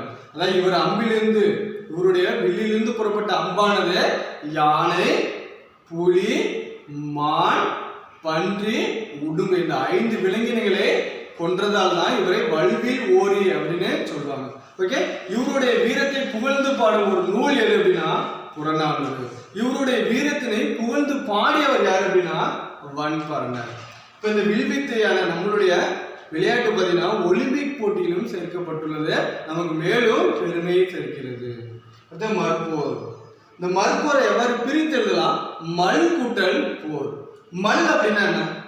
மல் அப்படின்னா வெரி குட், வலிமை. வல் அப்படின்னா வலிமை, அதாவது எந்தவித போர் கருவிகளும் இல்லாமல் எந்தவித போர்க்கருவிகளும் இல்லாமல் ஒருவர் தனது கைகளாலும் தலையாலும் காலாலும் போரிடும் ஒரு போர் தான் மற்போர். எந்தவித போர்க்கருவிகளும் இல்லாமல் ஒருவன் தன் உடல் வலிமையால் செய்யும் ஒரு போர் தான் இது மற்போர். இந்த மற்போர்ல சிறந்தவனை பார்த்தீங்கன்னா மல்லன் என்றும் மாமல்லன் என்றும் அழைப்பார்கள். இந்த மற்போரில் சிறந்தவனை மல்லன் என்றும் மாமல்லன் என்றும் அழைப்பார்கள். இந்த மற்போர் பற்றிய நிகழ்ச்சி எந்த நூலில் இடம்பெறுது அப்படின்னா புறநானூறு. மற்போர் பற்றிய நிகழ்ச்சி எந்த நூலில் இடம்பெறுகிறது அப்படின்னா நம்முடைய புறநானூறு நூலில் இடம்பெறுகிறது. இந்த மற்போரின் பார்த்தீங்கன்னா ஒலிம்பிக் போட்டியில் சேர்க்கப்பட்டுள்ளது. இப்ப நம்மளுடைய தமிழர்களின் கலைகளான வில்வித்தையும் மற்போர் என்ற 2 வீர கலைகளும் ஒலிம்பிக் போட்டியில் சேர்க்கப்பட்டுள்ளது நமக்கு மிகுந்த பெருமையை தருகிறது. இப்ப மற்போர் அப்படின்னா என்ன? மல் அப்படின்னா என்ன? வலிமை. ஒருவன் தன் உடல் வலிமையால் செய்யும் ஒரு போர் தான் மற்போர். இந்த மற்போரில் சிறந்தவனை மல்லன் என்றும் மாமல்லன் என்றும் அழைப்பார்கள். இந்த மற்போர் பற்றிய நிகழ்ச்சி எந்த நூலில் இடம்பெறுகிறது அப்படின்னா புறநானூறு. ஓகே, இந்த மற்போர் எந்த போட்டியில் சேர்த்திருக்காங்க? ஒலிம்பிக் போட்டியில் சேர்க்கப்பட்டுள்ளது. இது மட்டும்தான் நம்மளோட தமிழர்களின் வீர கலைகளா அப்படின்னா இல்ல. இதுக்கு மேல இளவட்ட கல் தூண்டுதல், நீரில் மூழ்கி மணல் எடுத்தல், கடலில் மூழ்கி முத்தெடுத்தல் போன்ற பல்வேறு விளையாட்டுகள் நம்மளுடைய வீர விளையாட்டுகள். மாணவர்களே, நீங்களும் அந்த விளையாட்டுகளை விளையாட வேண்டும். நம் தமிழர்களின் கலைகளை மேலும் கொண்டு செல்ல வேண்டும். தமிழர்களின் வீர கலைகள் என்னும் உரைநடை பகுதியினை அடுத்து நாம் கங்கை கொண்ட சோழபுரம் என்னும் துணைப்பாட பகுதியினை பார்க்கிறோம். இந்த கங்கை கொண்ட சோழபுரம் எங்க இருக்கு? வெரி குட், நம்மளோட அரியலூர் மாவட்டத்துல இருக்கு. நம்மளுடைய அரியலூர் மாவட்டத்துல இருக்கு. ஓகே, இந்த கங்கை கொண்ட சோழபுரத்தின் பழைய பெயர் என்ன? வெரி குட், வன்னியபுரம் அல்லது வன்னியபுரி. இந்த கங்கை கொண்ட சோழபுரத்தின் பழைய பெயர் வன்னியபுரம் அல்லது வன்னியபுரி. ஏன் இதற்கு இந்த பெயர் அமைந்தது? இந்த ஊருக்கு ஏன் வன்னியபுரம் அல்லது வன்னியபுரி என்ற பெயர் அமைந்தது? நீங்க சொல்லுங்க. வெரி குட், இந்த ஊர்ல என்ன இருந்துச்சு? வன்னி மரங்கள் நிறைந்து காணப்பட்டன. வன்னி மரங்கள் நிறைந்து காணப்பட்டதால் தான் இந்த ஊருக்கு வன்னியபுரம் அல்லது வன்னியபுரி அப்படின்னு பெயர் இருந்துச்சு. ஓகே, இந்த பெயரை யார் கங்கை கொண்ட சோழபுரம் அப்படின்னு மாத்தினது? வெரி குட், முதலாம் ராஜேந்திர சோழன். இந்த முதலாம் ராஜேந்திர சோழன் யார்? நீங்க எல்லாம் தஞ்சாவூர் போயிருக்கீங்களா? ஓகே, நம்ம தஞ்சாவூர் பார்த்தீங்கன்னா ஒரு பெரிய கோவில் ஒன்று. அந்த பெரிய கோவிலை கட்டியது யார்? Very good, Rajaraja Cholan. அந்த பெரிய கோயிலை கட்டியது யாரு? ராஜராஜ சோழன். அந்த ராஜராஜ சோழனின் பையன் தான் யாரு? ராஜேந்திர சோழன். அவர் கட்டிய கோயில் தான் கங்கை கொண்ட சோழபுரம். அப்ப கங்கை கொண்ட சோழபுரம் தஞ்சாவூர் பெரிய கோயிலோட பெருசா இருக்குமா அப்படின்னா இல்ல. நம்ம தஞ்சை பெரிய கோயிலை விட சற்று உயரம் குறைவானதுதான் கங்கை கொண்ட சோழபுரம். இந்த கங்கை கொண்ட சோழபுரம் கோயிலுக்கும் மற்ற கோயிலுக்கு என்ன வித்தியாசம் அப்படின்னா, இந்த கோயில் பார்த்தீங்கன்னா தரை மட்டத்திலிருந்து 20 அடி உயரமானது. தரை மட்டத்திலிருந்து 20 அடி உயரமானது இதனுடைய வாயில்படி. இப்ப நம்ம மற்ற கோயிலெல்லாம் போனீங்கன்னா போவோம், ஒரு 2-3 படிக்கட்டு ஏறணும் அப்படின்னா கோயிலுக்குள்ள போயிடலாம். ஆனா இது பார்த்தீங்கன்னா தரையிலிருந்து 20 அடி உயரமானது அதோட வாயில்படி. அதுக்கு மேலதான் நம்ம கோயிலுக்கு போக முடியும். இப்போ மற்ற கோயிலுக்கு இதுக்கு உள்ள சிறப்பு என்ன அப்படின்னா, மற்ற கோவிலை விட இது 20 அடி உயரமானது. இதனுடைய வாயில்படி 20 அடி உயரமானது. அது மட்டும் இல்லாம அங்க நம்ம கங்கை கொண்ட சோழபுரத்துல பாத்தீங்கன்னா கருங்கல்லே கிடையாது. கருங்கல்லே கிடைக்காத ஒரு இடத்துல ஒரே கல்லால் 34 அடி குறுக்களவு கொண்ட ஒரு வட்ட வடிவ கல்லை அவங்க கோபுரத்துல அமைச்சிருக்காங்க. அப்ப நம்ம தமிழன் கட்டிடக்கலையில் எவ்வாறு சிறந்து விளங்கியிருப்பான் அப்படின்னு நம்ம பார்த்துக்கணும். அது மட்டும் இல்ல, இந்த கோவில்ல பாத்தீங்கன்னா 2 புறங்களும் ஒண்ணு பாத்தீங்கன்னா கலைச்செல்வி என்னும் ஒரு உருவம் ஒன்று வரைச்சிருக்காங்க. மறுபக்கம் பாத்தீங்கன்னா சண்டேஸ்வர அனுக்கிரக மூர்த்தி. இந்த 2 சிற்பங்களும் பாத்தீங்கன்னா உலக புகழ் வாய்ந்தவை. நம்ம கங்கை கொண்ட சோழபுரத்துல 2 சிற்பங்கள் அமைச்சிருக்காங்க. ஒரு சிற்பத்தோட பெயர் கலைச்செல்வி, மற்றொரு சிற்பத்தோட பெயர் சண்டேஸ்வர அனுக்கிரக மூர்த்தி. இந்த 2 சிற்பங்களும் பாத்தீங்கன்னா உலக புகழ் வாய்ந்த சிற்பங்கள். அது மட்டும் இல்ல, இந்த கோவில்ல பாத்தீங்கன்னா இருபுறமும் வன்னி மரங்களும் இருக்கு. ஏன்னா இந்த ஊரோட பேர் என்ன? வன்னியபுரி. அதனால அந்த வன்னி மரத்தை நினைவு கூறும் வகையில் 2 பக்கமும் வன்னி மரங்கள் அமைச்சிருக்காங்க. அது மட்டும் இல்லாமல் அந்த கோவிலே பார்த்தீங்கன்னா சிங்கமுக கிணறு அப்படின்னு இருக்கு. பார்த்துருக்கீங்களா? போய் வெளியிலிருந்து பார்த்தோம்னா சிங்கம் போலவே இருக்கும், அது உள்ள போய் பார்த்தா கிணறு அமைச்சிருக்காங்க. அப்ப நம்ம கட்டிடக்கலையில எவ்வாறு சிறந்து விளங்கியிருப்போம் அப்படின்னு நம்ம சிந்தித்து பார்க்க வேண்டும். அது மட்டும் இல்லை, நம்ம கொள்ளிடம் இருக்கு பார்த்தீங்களா? இந்த கொள்ளிடத்திலிருந்து செல்லும் நீர் வெள்ள காலத்துல பார்த்தீங்கன்னா அவ்வளவு தண்ணி போகும், அனைத்தும் போய் கடலில் தேங்கி வீணாகிடக்கூடாது என்ற ஒரே காரணத்துக்காக பொன்னேரி அல்லது சோழகங்கை பேரேரி அப்படின்னு சொல்லுவாங்க, ஒரு ஏரியை உருவாக்கி, அதாவது தரைமட்டத்திலிருந்து ஏரி பார்த்தீங்கன்னா கொஞ்சம் உயரமானது, அதாவது பள்ளத்தாக்கிலிருந்து மேட்டில் பார்த்தீங்கன்னா ஒரு நீரை தேக்கி வச்சிருக்காரு. அந்த இடத்தோட பேர் என்ன அப்படின்னா பொன்னேரி அல்லது சோழகங்கை பேரேரி அப்படின்னு சொல்லுவாங்க. இந்த சோழகங்கை பேரேரிக்கு நீர் எங்கிருந்து வருகிறது அப்படின்னா கொள்ளிடத்திலிருந்து வருகிறது. ஓகேவா? நம் நாட்டின் மீது அந்நியர்கள் நிறைய பேர் படையெடுத்திருக்காங்க. ஆனா அந்நியர்கள் மீது, அயல் நாட்டவர் மீது படையெடுத்த முதல் தமிழன் யார் அப்படின்னா நம்மளுடைய ராஜேந்திர சோழன். அயல் நாட்டின் மீது படையெடுத்த முதல் தமிழன் யார் அப்படின்னா ராஜேந்திர சோழன். இதனாலதான் இவரை கங்கை கொண்டான் எனவும் கடாரம் கொண்டான் எனவும் அழைப்பார்கள். இவர் ஏன் கங்கை கொண்டான் அப்படின்னு சொல்றாங்க? இவர் வடநாட்டின் மீது போர் தொடுத்தார். அந்த போரில் வெற்றி பெற்ற இவர் என்ன பண்ணாரு? வரும் வழியில் கங்கை நீரை கொண்டு வந்ததால் இவரை கங்கை கொண்டான் என்றும் அழைக்கிறார்கள். கடாரம் என்னும் பகுதியின் மீது போர் தொடுத்து வெற்றி பெற்றதால் இவரை கடாரம் கொண்டான் என்றும் அழைக்கிறார்கள். இவ்வளவு சிறப்பு வாய்ந்த நம்மளுடைய கங்கை கொண்ட சோழபுரம் என்னும் கோவிலை எந்த நிறுவனம் பராமரித்து வருகிறது அப்படின்னா யுனெஸ்கோ நிறுவனம் உலக பாரம்பரிய சின்னமாக அறிவித்து பராமரித்து வருகிறது. ஓகே, இதுதான் கங்கை கொண்ட சோழபுரம். ஓகே, இதுக்கப்புறம் நம்ம என்ன பார்க்க போறோம்? இணைப்பு சொற்கள் என்னும் இலக்கண பகுதியிலே பார்ப்போம். இணைப்பு அப்படின்னா என்ன? இணைப்பு அப்படின்னா என்ன? 2 தொடர்களை இணைப்பதுதான் இணைப்பு. இணைப்பு அப்படின்னா சேர்ப்பது அப்படின்னு அர்த்தம். அதுக்கு முன்னாடி சொல்லுங்க. Very good. ஒரு எழுத்து தனித்து வந்தாலும் பல எழுத்துக்கள் சேர்ந்து வந்தாலும் பொருள் தருவாயின் அது சொல். ஓர் எழுத்து தனித்து வந்தாலும் ஒன்றுக்கு மேற்பட்ட எழுத்துக்கள் சேர்ந்து வந்தாலும் பொருள் தருவாயின் அது சொல். இந்த சொல் எத்தனை வகைப்படும்? Very good. 4 வகைப்படும். பெயர்ச்சொல், வினைச்சொல், இடைச்சொல், உரிச்சொல். இந்த சொல் எத்தனை வகைப்படும்? 4 வகைப்படும். பெயர்ச்சொல், வினைச்சொல், இடைச்சொல், உரிச்சொல். பெயர்ச்சொல் அப்படின்னா என்னப்பா? அருமை. ஒன்றின் பெயரை குறித்து வரும் சொல் பெயர்ச்சொல். ராமன் பெயர்ச்சொல், கண்ணன் பெயர்ச்சொல், கண்ணகி பெயர்ச்சொல், மரம் பெயர்ச்சொல், பேனா பெயர்ச்சொல். ஒன்றின் பெயரை குறித்து வரும் சொல் பெயர்ச்சொல். நாம் செய்யும் செயல் அல்லது தொழிலை குறித்து வரும் சொல் வினைச்சொல். நாம் செய்யும் செயல் அல்லது தொழிலை குறித்து வரும் சொல் வினைச்சொல். பெயர் சொல்லையும் வினைச்சொல்லையும் சார்ந்து வரும் சொல் இடைச்சொல். பெயர் சொல்லையும் வினைச்சொல்லையும் சார்ந்து வரும் சொல் இடைச்சொல்.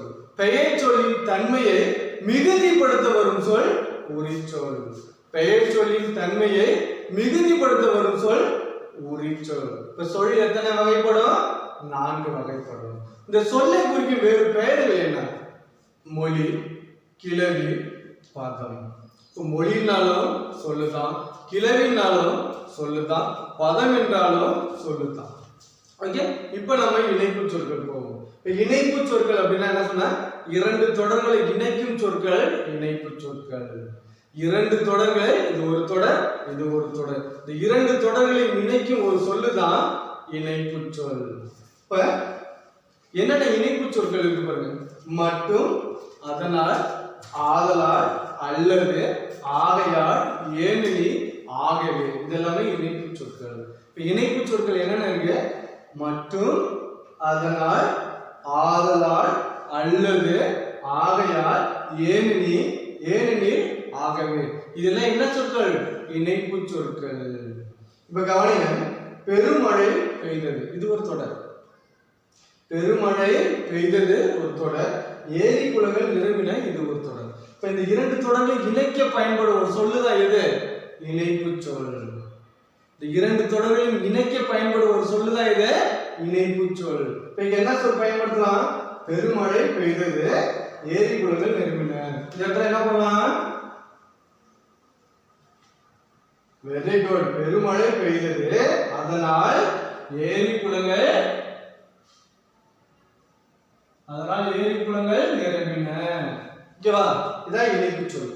அதாவது ஒரு தொடரையும் இது ஒரு தொடர், பெருமழை பெய்தது ஒரு தொடர், ஏரி குளங்கள் நிரம்பின இது மற்றொரு தொடர். இந்த இரண்டு தொடர்களை இணைக்கும் ஒரு சொல்லுதான் என்ன சொல்? இணைப்பு சொல். புரியுதுங்களா? அடுத்து பாருங்க, முகில் பள்ளிக்கு செல்லவில்லை. முகில் பள்ளிக்கு செல்லவில்லை. முகில் பள்ளிக்கு போல ஒரு தொடர் முடிஞ்சிச்சு. அவனுக்கு உடல் நலமில்லை, அவனுக்கு உடம்பு சரியில்லை, ரெண்டாவது தொடர் முடிஞ்சிச்சு. இந்த இரண்டு தொடர்களும் ஒரே தொடரை அமைக்கும் ஒரு சொல் என்ன? முகில் பள்ளிக்கு செல்லவில்லை ஏனெனில் அவனுக்கு என்ன சரியில்லை? உடல் நலமில்லை. இதுதான் இணைப்பு சொற்கள். இணைப்பு சொல்ல இரண்டு தொடர்களை இணைக்கும் ஒரு சொல்லுதான் இணைப்பு சொல். மற்றும், அதனால், ஆகையால், ஏனெனில், மற்றும், ஆகவே, இது எல்லாமே என்ன சொற்கள்? இணைப்பு சொற்கள். ஓகே, நம்ம இப்ப என்ன பார்த்து முடிச்சிட்டோம்? இயல் 5 முடிச்சிட்டோம். நம்ம இயல் 6 உள்ள செய்யுள் பகுதியை பார்ப்போம். உழவு பொங்கல். உழவு தொழில் மூலம் கிடைக்கும் அந்த உணவுப் பொருட்களை வைத்து செய்யும் ஒரு பொங்கல் தான் உழவு பொங்கல். பொங்குக பொங்கல் பொங்குகவே, புதுவானம் நிறைந்தரம் தங்குகவே. நம்ம அந்த பொங்கல் அன்னைக்கு பார்த்தீங்கன்னா அந்த ஒரு புது பானையில வச்சு பொங்கல் விடுவாங்க. அவ்வாறு பொங்கல் வைக்கும்போது பார்த்தீங்கன்னா அந்த உள்ளுக்குள்ளேருந்து அந்த வெள்ளையா அந்த நுரை பார்த்தீங்கன்னா வெளியில பொங்கி வரும். அது ஏன் வருது அப்படின்னா, நம் வீட்டில் உள்ள அனைத்து வகையான துன்பங்களும் பொங்கி வெளியே போகணும். புதுவானம், அதாவது மகிழ்ச்சி மட்டும் என்ன பண்ணணும்? உள்ளுக்குள்ள தங்கி இருக்கணும். இப்ப நம்ம அந்த புது பானையில பாத்தீங்கன்னா நம்ம அரிசி, வெல்லம் இதெல்லாம் போட்டு பாத்தீங்கன்னா பொங்கல் படைப்பாங்க. அவ்வாறு பொங்கல் படைக்கிற பாத்தீங்கன்னா அதோட வெள்ளையான நுரைகள் வெளியில வரும். உள்ளுக்குள்ள பாத்தீங்கன்னா அந்த இனிப்பான உணவுப் பொருள் உள்ளே தங்கிடும். இப்ப வெளியில வர்றது என்ன அப்படின்னா, நம்மளுடைய துன்பங்கள்லாம் கரைந்து போயிட வேண்டும். நமக்கு இந்த வருடத்துக்கான இன்பம், மகிழ்ச்சியான செய்திகள் மட்டும் வரணும். அப்படிங்கிறனால்தான் பொங்குக பொங்கல் பொங்குகவே, புதுவனம் நிறைந்தரம் தங்குகவே. அப்படின்னா அந்த பானையில அந்த வெள்ளம், அந்த அரிசிலாம் போட்டோம்னா சக்கரை பொங்கல் பார்த்தீங்கன்னா உள்ளுக்குள்ளே இருக்கும். அதை எடுத்தோம்னா எப்படி இருக்கும்? மகிழ்ச்சியா இருக்குமா, இனிப்பா இருக்குமா. அவ்வளவு நமக்கு இனிமை தரக்கூடிய செய்திகள்லாம் அப்படியே தங்கிடணும். நமக்கு துன்பம் தரக்கூடிய செய்திகள்லாம் அப்படியே பொங்கி வெளியில போயிடணும் அப்படின்னு சொல்றாங்க. எங்களும் யாவரும் இன்பமுற ஏற்தொழில் ஒன்றே தெம்பு தரும். இந்த உலகத்தில் உள்ள அனைத்து மனிதனும் தெம்புடன் வாழ வேண்டும் அப்படின்னா அவர்களுக்கு உணவினை தரக்கூடிய ஒரே தொழில் எது அப்படின்னா ஏற்தொழில் அப்படின்னு சொல்றாங்க. உணவுப் பொருள் இல்லாமல் உயிரோடு இருப்பது செல்லாது.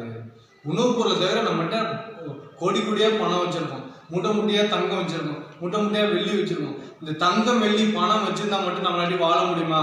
முடியாது. நாம் உயிரோட வாழ வேண்டும் எனில் நாம் உண்ண உணவு வேணும். அதனால்தான் உணவுப் பொருட்கள் இல்லாமல் உயிரோடு இருப்பது செல்லாது. பணமும் அது தரும் நலன் எல்லாம் பயிர்கள் விளைவிப்பதன் பயனேயாகும்.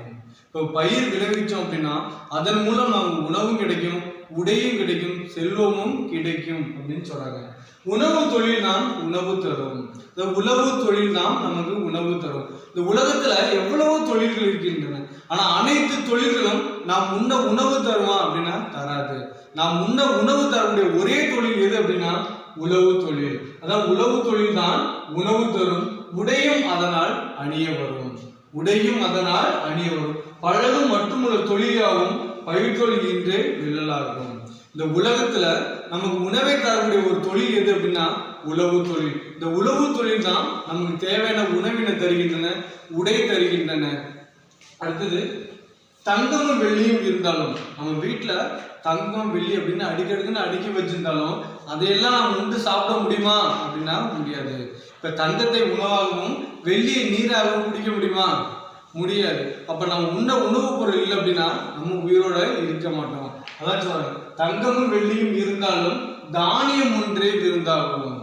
நம்ம வீட்டுல எவ்வளவுதான் கோடி கோடியா தங்கம் இருந்தாலும், பவுன் இருந்தாலும், வெள்ளி இருந்தாலும், ஆனா நமக்கு விருந்தாகக்கூடிய ஒரு பொருள் எது அப்படின்னா தானியம் அப்படின்னு சொல்றாங்க. அடுத்து, இங்கிதன் உண்மையை உணர்ந்துருவோம். இந்த உண்மையை நாம் அனைவரும் உணர்ந்துட வேண்டும்.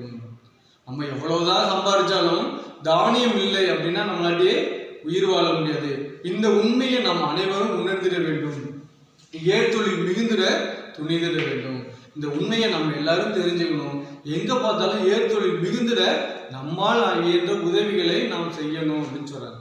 என்ன சொல்றாங்க, நம்ம வீட்டுல எவ்வளவுதான் தங்கமும் வெள்ளியும் இருந்தாலும் தானியம் ஒன்றுதான் விருந்தாகும். நம்ம வீட்டுக்கு விருந்தினர்கள் வராங்க, அவங்களுக்கு நம்ம என்ன பண்ணுவோம், அப்படியே ஒரு படி வெள்ளி ஒரு படி தங்காளி போட்டு அவங்க சாப்பிட்டு போவாங்களா? போக மாட்டாங்க. அவங்க என்னதான் சாப்பிடுவாங்க, தானியம் தான் சாப்பிடுவாங்க.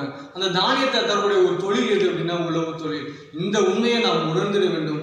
எங்க பார்த்தாலும் ஏர் தொழில் மிகுந்திட நாம் அவர்களுக்கு துணை செய்ய வேண்டும் அப்படின்னு சொல்றாங்க. இந்த உழவே செல்வம் உண்டு பண்ணும். இந்த உழவு தொழில் தான் நமக்கு தேவையான பணத்தினை தரும், உழைப்பை இன்பம் கொண்டு வரும். நம்ம தினத்தோறும் உழைச்சோம் அப்படின்னா நம்ம மனம் பார்த்தீங்கன்னா மகிழ்ச்சி அடையும் அப்படின்னு சொல்றாங்க. உழவு தொழில் வருநாளே உற்ற இப்பொங்கல் திருநாளாம். உழவர்களையும் உழவருக்கு உற்ற துணையாக இருக்கும் அந்த மாடினையும் மாடுகளையும் சிறப்பிக்க வரும் ஒரு நாள் தான் இந்த பொங்கல் திருநாளாம் அப்படின்னு சொல்றாங்க. ஏழையின் செல்வரும் இங்கிதமாய் இசைந்து உள்ளம் கழித்திடும் பொங்கல் இது. ஏழை பணக்காரன் என்று பார்க்காமல் அனைவரும் மன மகிழ்ச்சியோடு கொண்டாடும் ஒரு நாள் எது அப்படின்னா இந்த பொங்கல் திருநாள். அதனால அந்த பொங்கல் திருநாளை நாம் அனைவரும் மகிழ்ச்சியோடு கொண்டாடி மகிழ்வோம் அப்படின்னு யார் சொல்றாங்க அப்படின்னா நாமக்கல் கவிஞர் வே. ராமலிங்கனார் சொல்றாரு. இப்ப நாமக்கல் கவிஞர் வே. ராமலிங்கனார் எங்கு பிறந்தார் அப்படின்னா நாமக்கல் மாவட்டத்தில் மோகனூரில் வெங்கடராமன் அம்மணி அம்மாள் இணையோருக்கு 19/10/1888 பிறந்தார். இவர் பார்த்தீங்கன்னா தமிழன் என்று சொல்லடா தலை நிமிர்ந்து நில்லடா என்றான். தமிழன் என்று சொல்லடா தலை நிமிர்ந்து நில்லடா என்றான். கத்தியின்றி இரத்தமின்றி யுத்தம் ஒன்று வருகிறது. தமிழன் என்றோர் இனம் உண்டு, தனியே அவனுக்கு ஒரு குணம் உண்டு என்ற பாடல் வரிகளுக்கு சொந்தக்காரன் யார் என்றால் நாமக்கல் கவிஞர் வே. ராமலிங்கனார். இவரை காந்திய கவிஞர் என்றும் நாமக்கல் கவிஞர் என்றும் அழைப்பார்கள். ஆம், இவர் நாமக்கல் மாவட்டத்தில் பிறந்ததால் நாமக்கல் கவிஞர் என்றும், காந்தியின் கொள்கைகளை பின்பற்றியதால் இவரை காந்திய கவிஞர் என்றும் அழைப்பார்கள். நம் தமிழகத்தின் முதல் அரசவை கவிஞர் யார் அப்படின்னா நாமக்கல் கவிஞர் வே. ராமலிங்கனார். நாமக்கல் கவிஞர் வே. ராமலிங்கனார் அவர்கள் தான் தமிழகத்தின் முதல் அரசவை கவிஞர்.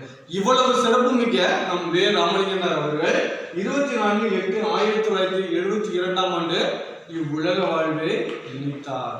நாம் இதற்கப்புறம் விதை திருவிழா என்னும் உரைநடை பகுதியினை பார்ப்போம். உங்களை அடுத்து விதை திருவிழா என்னும் உரைநடை பகுதியினை பார்க்க போகிறோம். வழிபாட்டு கூடம். இப்ப விதை திருவிழா, இப்ப நம்ம ஸ்கூல்ல பாத்தீங்கன்னா பிரேயர் ஹால்னு சொல்லுவோம்ல, வழிபாட்டு கூடம். அங்க என்ன பண்றாங்க அப்படின்னா நம்ம பிரின்சிபல் சார், நம்மளுடைய முதல்வர் அவர்கள் வந்து பேசுறாங்க. என்ன அப்படின்னா கன்னியாகுமரி மாவட்டத்துல ஒரு மேல்நிலைப்பள்ளி, கன்னியாகுமரி மாவட்டத்தில் உள்ள ஒரு மேல்நிலைப்பள்ளியில் விதை திருவிழா ஒன்று நடைபெற இருக்கின்றது. அந்த விதை திருவிழாவுக்கு நமக்கு அழைப்பு கொடுத்துருக்காங்க. நம்ம பள்ளியை வந்து நீங்க வந்து உங்களது பள்ளியில் உள்ள குழந்தைகள் வந்து ஏதாச்சும் புது விதமா ஏதாவது கண்டுபிடிச்சு நீங்க எடுத்துருவாங்க அப்படின்ட்டு அழைப்பு கொடுத்துருக்காங்க. அதை நம்ம பள்ளியின் முதல்வர் அவர்கள் என்ன பண்றாங்க, நம்மகிட்ட வாசிக்கிறாங்க. மாணவர்களே, கன்னியாகுமரி மாவட்டத்தில் இருந்து நம் பள்ளிக்கு விதை திருவிழாவிற்கு அழைப்பு வந்திருக்கு. அதெல்லாம் மாணவர்களாகிய நீங்கள் புதுசா ஏதாச்சும் கண்டறிய வேண்டும். அதை அந்த படைப்பை நாம் கொண்டு சென்று அங்கு வைத்து நம் பள்ளிக்கு பெருமை சேர்க்க வேண்டும் அப்படின்னு சொல்றாங்க. சொல்லிட்டு அந்தந்த வகுப்பாசிரியருக்கு என்ன பண்றாங்க, அந்த துண்டு விளம்பரத்தாள்களே கொடுத்துறாங்க. அப்படியே மாணவர்கள் எல்லாமே ஜாலியாகிறாங்க. எல்லா மாணவர்களும் அவங்க வகுப்புக்கு போறாங்க. வகுப்புக்கு போனோடனே வகுப்பாசிரியர்லாம் வராங்க.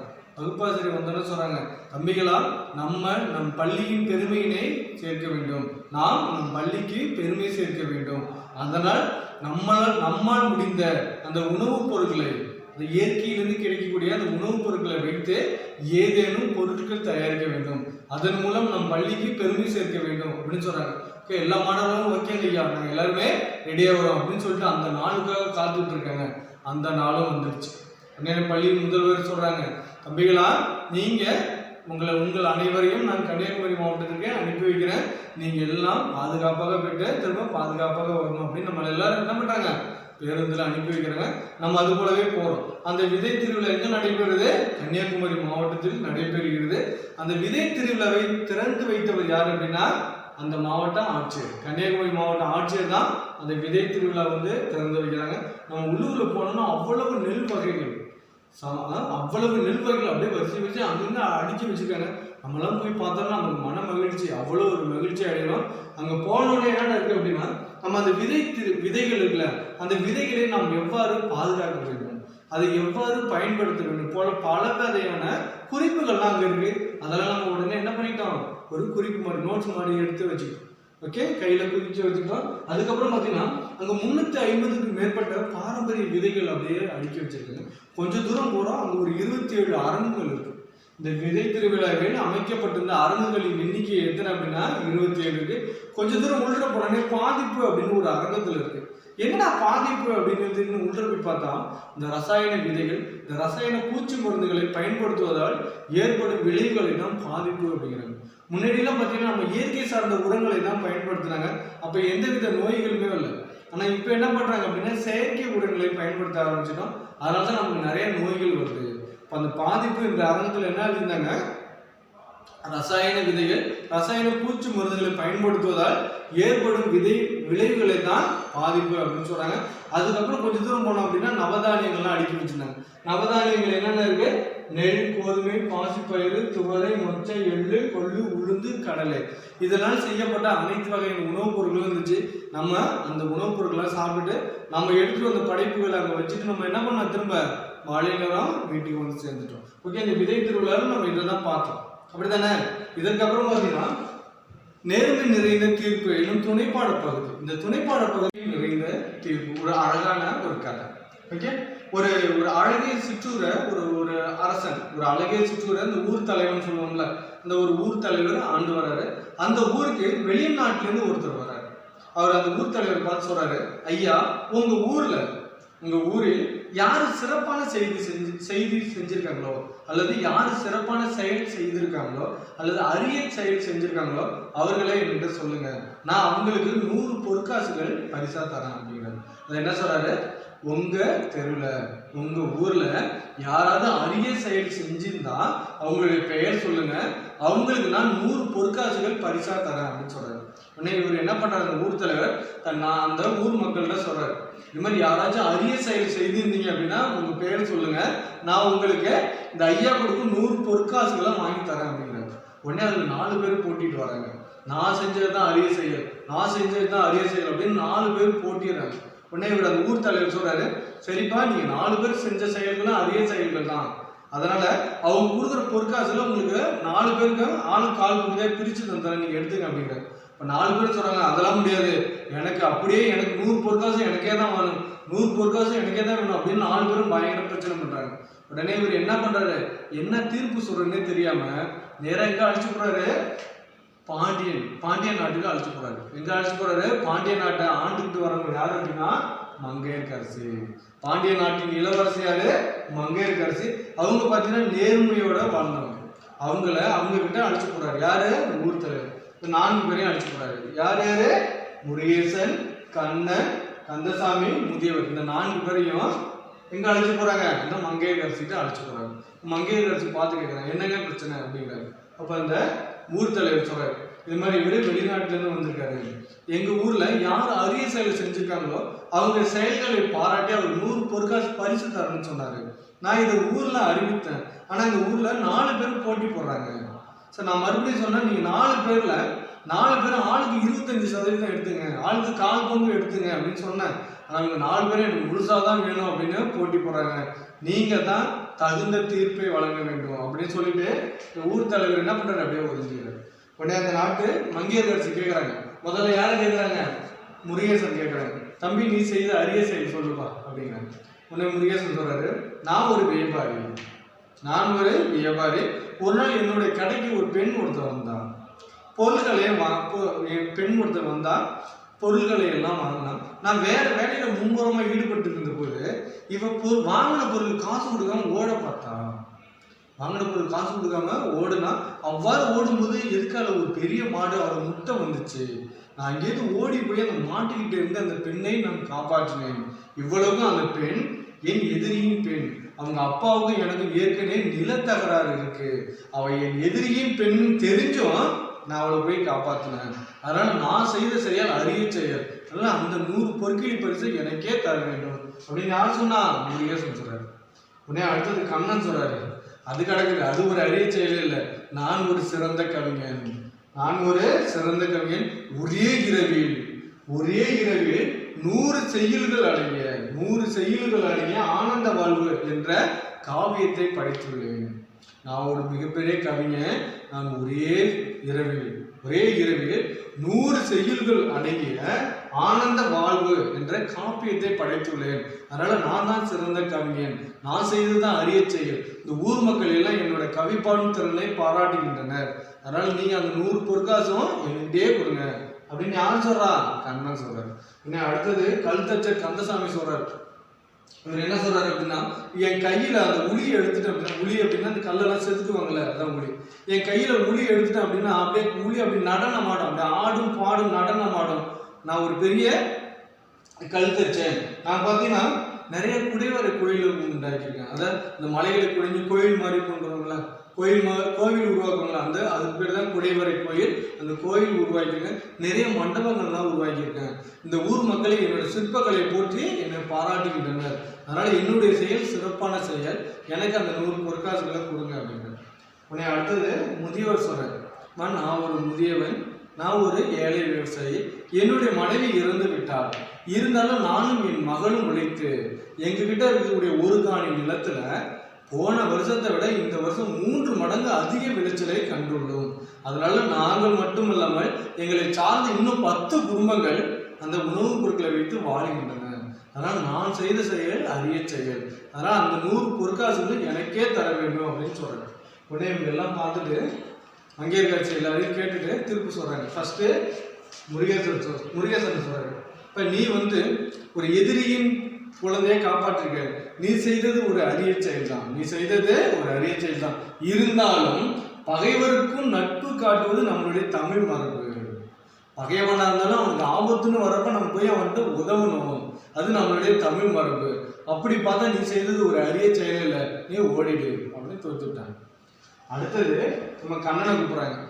ஐயா வாங்க, நீங்க ஒரே இரவுல 100 பாடல் எழுதுனீங்கன்னு சொன்னீங்க. ஆனா சங்க காலத்துல ஒரு பெண் ஒருத்தி ஒரே இரவில் 1000 பாடல்களை எழுதியிருக்காங்க. அப்ப பாக்குறப்ப நீங்க ரொம்ப சின்ன கொஞ்சமா தான் எழுதிருக்கீங்க. அவங்களை ஒப்பிடுகையில் நீங்க அவ்வளவு பெரிய ஆளெல்லாம் ஒண்ணு இல்லை, அதனால நீனும் ஓடி போயிடு அப்படின்னு தோத்துட்டாங்க. அடுத்து நம்ம கல்தச்சர் கந்தசாமி கூப்பிடுறாங்க. ஐயா நீ ஒரு சிறந்த கவிஞர், சிறந்த படைப்பாளி அப்படின்னு சொன்னீங்க, நான் ஒத்துக்கிறேன். ஆனா உங்களுக்கு முன்பு வாழ்ந்த காலத்திலேயே நம்ம மாமல்லபுரம் குகை கோயில், திருச்சியில பல்லவர் கால கோயிலெல்லாம் உருவாக்கிடுறாங்க. அவங்களுடைய சிற்பக்கலையை ஒப்பிடும் போது நீங்க அவங்களோட கால் தூசிக்கு கூட வரமாட்டீங்க. அதனால நீங்க என்ன பண்றீங்க, ஓடிங்க அப்படின்னா. அடுத்தது முதியவர் அழைக்கிறாங்க. ஐயா உண்மையிலேயே அரிய செயல் செய்தது நீங்கள் தான். இந்த பொறுப்பிலேயே நீங்களே வைத்துக் கொள்ளுங்க. ஏன் அப்படின்னா ஒரு காணி நிலத்துல நீங்க 3 காணி நிலத்துல விளையக்கூடிய விளைச்சலை தந்திருக்கீங்க. உங்களால் பார்த்தீங்கன்னா நாட்டில் பசி இல்லை, பஞ்சம் இல்லை, வறுமை இல்லை, நோய் நொடி இல்லை. அதனால் இந்த 100 பொற்காசுகளும் உங்களுக்கே தான் சேர வேண்டும் அப்படின்னா 100 பொற்காசுகளை யாரு மங்கையர்கரசி என்ன பண்ணாங்க அப்படின்னா அந்த வயதான முதியவர்கிட்ட வளர்ந்தாங்க. உடனே அந்த வயதான முதியவர் ரொம்ப நன்றி அம்மா அப்படின்னு சொல்லிட்டு கிளம்பிட்டாங்க. ஓகேவா? இதுதான் நேர்மை நிறைந்த தீர்ப்பு என்ற கதை. உங்க கதை பிடிச்சிருந்துச்சா? ஓகே, இதுக்கப்புறம் நம்ம அடுக்கு தொடர் இரட்டை கிளவி என்னும் இலக்கண பகுதியை பார்ப்போம். இரட்டை கிளவி என்ற இலக்கண பகுதியை பார்ப்போம். இரட்டை கிளவி அடுக்கு தொடர். இரட்டை கிளவி அப்படின்னா இரட்டை அப்படின்னா 2. இரட்டை அப்படின்னா 2. கிளவி அப்படின்னா சொல். இரண்டு சொல் இணைந்தே வருவதுதான் இரட்டை கிளவி. 2 சொல் இணைந்தே வருவதுதான் இரட்டை கிளவி. இந்த சொற்களை பிரித்தால் பொருள் தருமா? தராது. படபட, சலசல, தலதல இந்த சொற்களை பிரித்தோம் அப்படின்னா பொருள் தராது. இது இரட்டை சொல்லாக சேர்ந்தேதான் வரும். இரட்டை கிளவி சொற்கள் இரட்டை சொல்லாக சேர்ந்தேதான் வரும். இந்த சொற்களை பிரித்தோம் அப்படின்னா பொருள் தராது. இது என்னென்ன குறிப்பு பொருள்களை உணர்த்தி வரும்? ஒளி, வியப்பு, சின்ன குறிப்பு, விரைவு குறிப்பு. அதாவது ஒளி குறிப்பு, விரைவு குறிப்பு, சின்ன குறிப்பு, வியப்பு குறிப்பு என 4 குறிப்பு பொருட்களை உணர்த்தி வரும். மரம் எவ்வாறு முடிந்தது? மரம் படபட என்று முடிந்தது. நீர் எவ்வாறு ஓடியது? நீர் சலசல என்று ஓடியது. தங்கம் எவ்வாறு மின்னியது? தங்கம் பலபல என மின்னியது. இது போல வரும் அந்த குறிப்பு பொருளை உணர்த்தி வரும் சொற்கள் தான் இரட்டை கிளவி சொற்கள். ஓகேவா? இதுக்கப்புறம் அடுக்கு தொடர். அடுக்கு தொடர் அப்படின்னா ஒரு சொல் 2, 3, 4 முறை அடுக்கி பொருள் தருவதுதான் அடுக்கு தொடர். அடுக்கு தொடர் அப்படின்னா ஒரு சொல் 2 முறை, 3 முறை, 4 முறை மீண்டும் மீண்டும் அடுக்கி பொருள் தருவதுதான் அடுக்கு தொடர். இது என்னென்ன பொருள்களை உணர்த்தி வரும்? அசைநிலை, விரைவு, அச்சம், வெகுளி, உவகை, அவலம், இசைநிலை போன்ற பொருள்களை உணர்த்தி வருவதுதான் அடுக்கு தொடர். இந்த அடுக்கு தொடரில் உள்ள சொற்களை பிரித்தோம் அப்படின்னா பொருள் தருமா? பாம்பு பாம்பு, பாம்பு பாம்பு, ஒரு தடவை சொன்னாலும் பாம்பு தான், இருமுறை சொன்னாலும் பாம்பு தான். தீ தீ தீ, ஒரு முறை சொன்னாலும் தீ நெருப்பு தான், பல முறை சொன்னாலும் தீங்கிறது நெருப்பு தான். வாழ்க வாழ்க, வருக வருக, இதனை எத்தனை முறை சொன்னாலும் வருக அப்படின்னாலும் வாங்க அப்படின்னு அர்த்தம், வாழ்க அப்படின்னாலும் நல்லா இருங்க அப்படின்னு அர்த்தம். அப்போ ஒரு சொல் எத்தனை முறை மீண்டும் மீண்டும் அடுக்கி வந்தாலும் ஒரே பொருளை தான் தரும், அதுதான் அடுக்கு தொடர். இந்த அடுக்கு தொடரில் உள்ள சொற்களை பிரித்தோம் அப்படின்னா பொருள் தருமா தராது? தரும், தரும். இதுதான் இரட்டை கிளைக்கும் அடுக்கு தொடரும் உள்ள வேறுபாடு. சிறு பஞ்சம் மூலம். பஞ்சம் அப்படின்னா 5, மூலம் அப்படின்னா வேறு.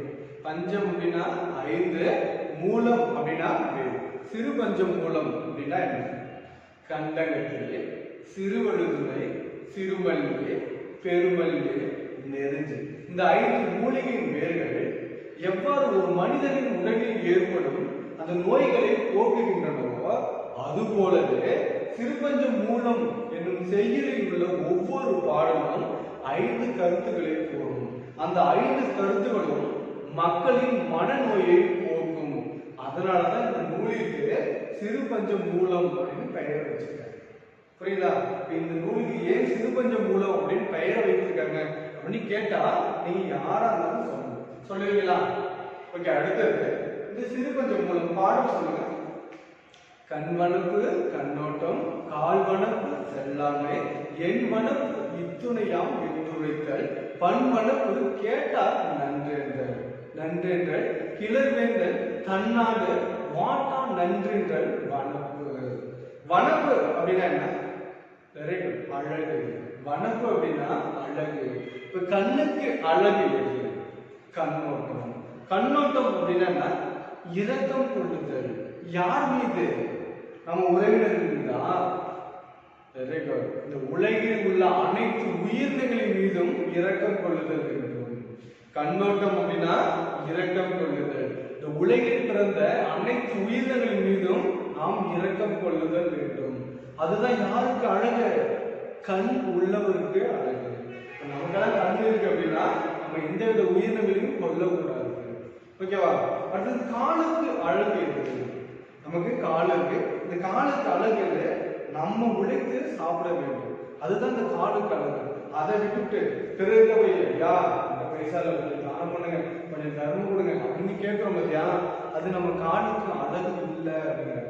இப்ப காலுக்கு அழகு எது? பிறரிடம் பொருள் வேண்டி செல்லாமே ஆகும். பிறரிடம் பொருள் வேண்டி செல்லாமே ஆகும். பண்ணுக்கு அழகு. பண் அப்படின்னா இசை. பண் அப்படின்னா இசை. இந்த இசைக்கு அழகு எது? அதை கேட்பவர்கள் நல்லா இருக்கு அப்படின்னு சொல்லுவாங்க. இசையை கேட்பவர்கள் ஆகா அற்புதமான இசை, ரொம்ப மன அமைதியை தருது அப்படின்னு சொல்லணும். இதுதான் எதுக்கு அழகு? இசைக்கு அழகு. ஓகே, ஒரு நமக்கு அழகு. என்னுடைய ஆராய்ச்சிக்கு அழகு எது? என்னுடைய ஆராய்ச்சி சம்பந்தமான யார் எந்த விதமான வினாக்கள் கேட்டாலும் ஐயம் இல்லாமல் அவர்களுடைய சந்தேகத்தை போக்க வேண்டும். அதுதான் என்னுடைய ஆராய்ச்சிக்கு அழகு. ஒரு நாட்டோட அரசனுக்கு என்ன அழகு? அந்த நாட்டில் வாழும் மக்களை அவன் வருத்த மாட்டான் என்று மற்றவர்கள் சொல்லணும். அதுதான் யாருக்கு அழகு? ஒரு நாட்டின் அரசனுக்கு அழகு அப்படின்னு ஒரு 5 கருத்துக்களை சொன்ன ஒரு நூல் எழுதுனா சிறுபஞ்சம் மூலம். இந்த சிறுபஞ்சம் மூலம் டேஸ் நூல்களில் ஒன்று, 15 கீழ்கணக்கு நூல்களில் ஒன்று. சிறுபஞ்சம் மூலம் எந்த நூல்களில் ஒன்று? 15 கீழ்கணக்கு நூல்களில் ஒன்று. இந்த 15 கீழ்கணக்கு நூல்கள்ல 11 நூல்கள் நீதி நூல்களாக உள்ளன. 11 நூல்கள் நீதி நூல்களாக உள்ளன. இந்த சிறுபஞ்சம் மூலம் என்னும் பாடலின் ஆசிரியர் யார்? பாடலின் ஆசிரியர் காரியாசார். சிறுபஞ்சமூலம் என்னும் பாடலின் ஆசிரியர் காரியாசார். இவர் யாருடைய மாணவர்? மதுரை தமிழ் ஆசிரியர் மாக்காயனாரின் மாணவர். மதுரை தமிழ் ஆசிரியர் மாக்காயனாரின் மாணவர் யார் அப்படின்னா காரியாசார். இவரும் கனி வேதாத்தியார் என்ற ஒரு புலவரும் சமகால புலவர்கள். இந்த ஏழாவது என்ற நூலை எழுதிய ஆசிரியரும் திணைமாலை 150 என்ற நூலை எழுதிய ஆசிரியருமான கனி வேதாத்தியாரும் காரியாசரும் சமகால புலவர்கள். இவர் எந்த சமயத்தை சார்ந்தவர் அப்படின்னா சமண சமயத்தை சார்ந்தவர். ஓகே, இதுதான் சிறுபஞ்சமூலம். இதுக்கு அடுத்து நம்ம வாரி தந்த வள்ளல் என்னும் உரைநடை பகுதியை பார்ப்போம். வள்ளல் அப்படின்னா யார் எது கேட்டாலும் இல்லை என்று கூறாமல் கொடுப்பவன் தான் வள்ளல். யார் எதை கேட்டாலும் இல்லை என்று கூறாமல் கொடுப்பவன் தான் வள்ளல். இப்ப கடையேழு வள்ளல்கள் அப்படின்னு சொல்லுவோம். கடையேழு வள்ளல்கள் யார் யாருப்பா? பாரி, ஓரி, காரி, ஆய், அதியமான், நல்லி, வேகன். இவங்க 7 பேரையும் கடையேழு வள்ளல்கள் அப்படின்னு சொல்லுவாங்க. இந்த கடையேழு வள்ளல்களை பற்றி போற்றி பாடும் ஒரு நூல் இது. சிறுபானாற்றுப்படை. இந்த கடையேழு வள்ளல்களை பற்றி போற்றி பாடும் ஒரு நூல் எது அப்படின்னா சிறுபானாற்றுப்படை. இந்த 10 பாட்டு 8 தொகை அப்படின்னு சொல்றோம். இந்த 10 பாட்டு நூல்ல ஆற்றுப்படை நூல்கள் அப்படின்னு ஒரு 5 இருக்கு. இந்த 10 பாட்டு நூல்களில் ஆற்றுப்படை நூல்கள் ஒரு 5 இருக்கு. அது என்ன நூல்? திருமுருக ஆற்றுப்படை, பொருணர் ஆற்றுப்படை, சிறுபானாற்றுப்படை, பெரும்பாலாற்றுப்படை, மலைப்படுகடா அல்லது கூத்தர் ஆற்றுப்படை. 10 பாட்டில் உள்ள ஆற்றுப்படை நூல்கள் மொத்தம் 5 இருக்கு. திருமுருக ஆற்றுப்படை, பொருணர் ஆற்றுப்படை, சிறுபானாற்றுப்படை, பெரும்பாலாற்றுப்படை, கூத்தர் ஆற்றுப்படை அல்லது மலைப்படு கடா. கூத்தர் ஆற்றுப்படை என்றாலும் மலைப்படு கடா என்றாலும் ஒன்றுதான். ஓகேவா? இந்த ஆற்றுப்படை அப்படின்னா என்ன? ஆற்றுப்படை, ஆற்று அப்படின்னா வழிபடுத்துறது. யார? இப்ப நான் ஒரு நல்ல புலவன், நான் போய் ஒரு அரசனை புகழ்ந்து பாடி பரிசு பெற்றுவார். நான் ஒரு புலவன், நான் போய் ஒரு அரசனை புகழ்ந்து பாடி பரிசு பெற்று வருகிறேன். அவ்வாறு வரும் வழியிலே என்னை போன்ற ஏழ்மையான புலவரை கண்டால், ஐயா புலவரே, நீங்கள் சென்று அந்த வள்ளலை பாருங்கள், அவர் உங்களுடைய வறுமையை போக்க உதவி செய்வார் அப்படின்னு நான் இன்னொரு புலவருக்கு வழி அனுப்புறோம் பத்தியா, அதுதான் ஆற்றுப்படை. ஆற்றுப்படைனா என்ன புரியுதா? ஆற்றுப்படைனா நம்ம மட்டும் வாழ்ந்தா போதாது, நம்மை சார்ந்தவர்களையும் வாழ வைக்க வேண்டும், அதற்கான வழியிலே காட்ட வேண்டும், அதுதான் ஆற்றுப்படை. ஓகே, இந்த வாரி தந்த வள்ளல்ல நம்ம யாரை பற்றி பார்க்க போறோம்? வல்வில் ஓரியை பற்றி பார்க்க போறோம். அது என்ன வல்வில்? வல்வில் அப்படின்னா என்ன? நான் ஏற்கனவே சொல்லியிருக்கேன். வல்வில் அப்படின்னா என்ன? அதாவது அவர் வில்லிலிருந்து புறப்பட்ட அம்பானது, அவருடைய வில்லிலிருந்து புறப்பட்ட அன்பானது பல பொருள்களை காட்டி செல்ல வேண்டும். நம்ம விதா இருக்கு, நம்மளை தாண்டி போட அப்படின்னா நம்ம வல்வில் கிடையாது. தாம் விட்ட அன்பானது என்னை தாக்கணும், பின்னாடி ஓட தாக்கணும், அவங்க பின்னாடி உள்ள போட அப்படின்னு ஒரு 4-5 பொருள்களை தாண்டி செல்ல வேண்டும், அதுதான் வல்வில். இப்ப நம்ம ஏற்கனவே வல்வில் ஓரி பற்றி சொல்லியிருக்கோம். இந்த வல்வில் ஓரி பார்த்தீங்கன்னா வீரத்திலும் சரி கொடைத்திறத்திலும் சரி சிறந்தவன் அப்படின்னு சொல்லியிருக்கோம். இந்த வல்வில் ஓரி வீரத்திலும் கொடைத்திறத்திலும் பார்த்தீங்கன்னா சிறந்தவன். இவர் ஒரு தடவை என்ன பண்றாரு? காட்டிற்கு வேட்டையாட போறாரு. அவ்வாறு போகும்பொழுது ஒரு யானை எதிர்படுது. யானை இருக்காரு. உடனே அவர் என்ன பண்றாரு? தான் வைத்திருந்த வில்லிலிருந்து அம்பு எடுத்து கொள்றாரு. அந்த அம்பு நேரா போய் என்ன பண்ணுது? அந்த யானை நெற்றிக்கு பாய்ந்ததோடு இல்லாமல் அதன் பின்னாடி ஒரு கலை மானை கொண்டு அதன் மானை பிடிக்க வந்த ஒரு பெரும் புலியை கொண்டு அங்க பக்கத்துல இருந்த ஒரு பன்றியை கொண்டு அதுக்கப்புறம் ஒரு குற்றின் மீது படுத்த ஒரு உடும்பை கொன்று தன் சினம் தீர்த்தது அப்படின்னு சொல்றாங்க. இதுதான் வல்வில். அதாவது தான் விட்ட அம்பானது பல பொருட்களை சாய்ப்பதுதான் வல்வில். அதனாலதான் இவங்க வல்வில் ஓரி அப்படின்னு சொல்றாங்க. ஓகேவா? இப்ப நம்ம பாடப்பகுதிக்கு போவோம். இந்த வல்வில் ஓரி இப்போ பாணன் பார்த்தீங்கன்னா பாணனுடைய தொழில் என்ன அப்படின்னா பாட்டு பாடி பரிசு பெறுபவன் தான் பாணன். பாடல் பாடி அந்த பாடல் மூலம் ஒரு பரிசுகளை பெற்று தானும் தன்னை சார்ந்தவர்களும் வாழ்பவன் தான் பாணன். இந்த பாணன் என்ன பண்றான், ரொம்ப வறுமையில வாடிட்டு இருக்கான். அவனுடைய மனைவி சொல்றாங்க, பாணன் அவர்களே, நீங்கள் சென்று கொல்லிமலை நாட்டின் அரசனான வள்ளி ஓரியை பார்த்து வாங்க, அவர் நம்மளுடைய வறுமையை போக்க வழி செய்வார் அப்படின்னு சொல்றாங்க. உடனே பாணன் என்ன பண்றான், அந்த வள்ளலை பார்க்க போறான். இந்த வள்ளல ஓரியை பார்க்க. அவ்வாறு போகும்போது ஓரி அவரை உடனே உள்ள வர சொல்றாரு. ஓரி காவலர் சொல்றாங்க, ஐயா, தங்களை காண ஒரு புலவர் வந்திருக்கிறாரு, ஒரு பாணன் வந்திருக்கிறாரு அப்படின்னு சொன்னோடனே அரசன் உடனே போய் அவரை அழைத்து வா அப்படின்னு உடனே போறான். அந்த காவலர் என்ன பண்றான், அந்த பாணரை அழைத்து வரான். அழைத்து வந்தோடனே பாணர் என்ன சொல்றாரு, கொற்றவா, எல்லா நாட்டின் தலைவா அப்படின்னு அந்த அரசனை புகழ்ந்து பாடுறாரு. பாடினவனே ஓரி கேட்கிறாரு, ஐயா புலவரே, ஐயா பாணரே, எம்மை நாடி வந்த காரணம் என்ன அப்படின்னு சொல்றாரு. அதுக்கு அவர் என்ன சொல்றாரு, எமது வீட்டின் அடுப்பில் பூனை உறங்குகிறது, எமது வீட்டு அடுப்பில் பூனை உறங்குகிறது, எனது இல்லால் வெளிந்து காணப்படுகிறார், என்னுடைய குழந்தைகள் உயிரினை கண்களில் தேய்க்கப்படி இருக்கின்றன அப்படின்னு சொன்ன உடனே அந்த வள்ளல் அப்படியே ரொம்ப வருத்தப்படுது. ஐயோ, உன் வீட்டுல இவ்வளவு வறுமையா? பயப்படாத பாணரே, உமது வறுமையை போக்குவது எனது பொறுப்பு அப்படின்னு என்ன பண்ணாரு, உடனே அமைச்சரை கூப்பிடுறாரு. யாரைங்க?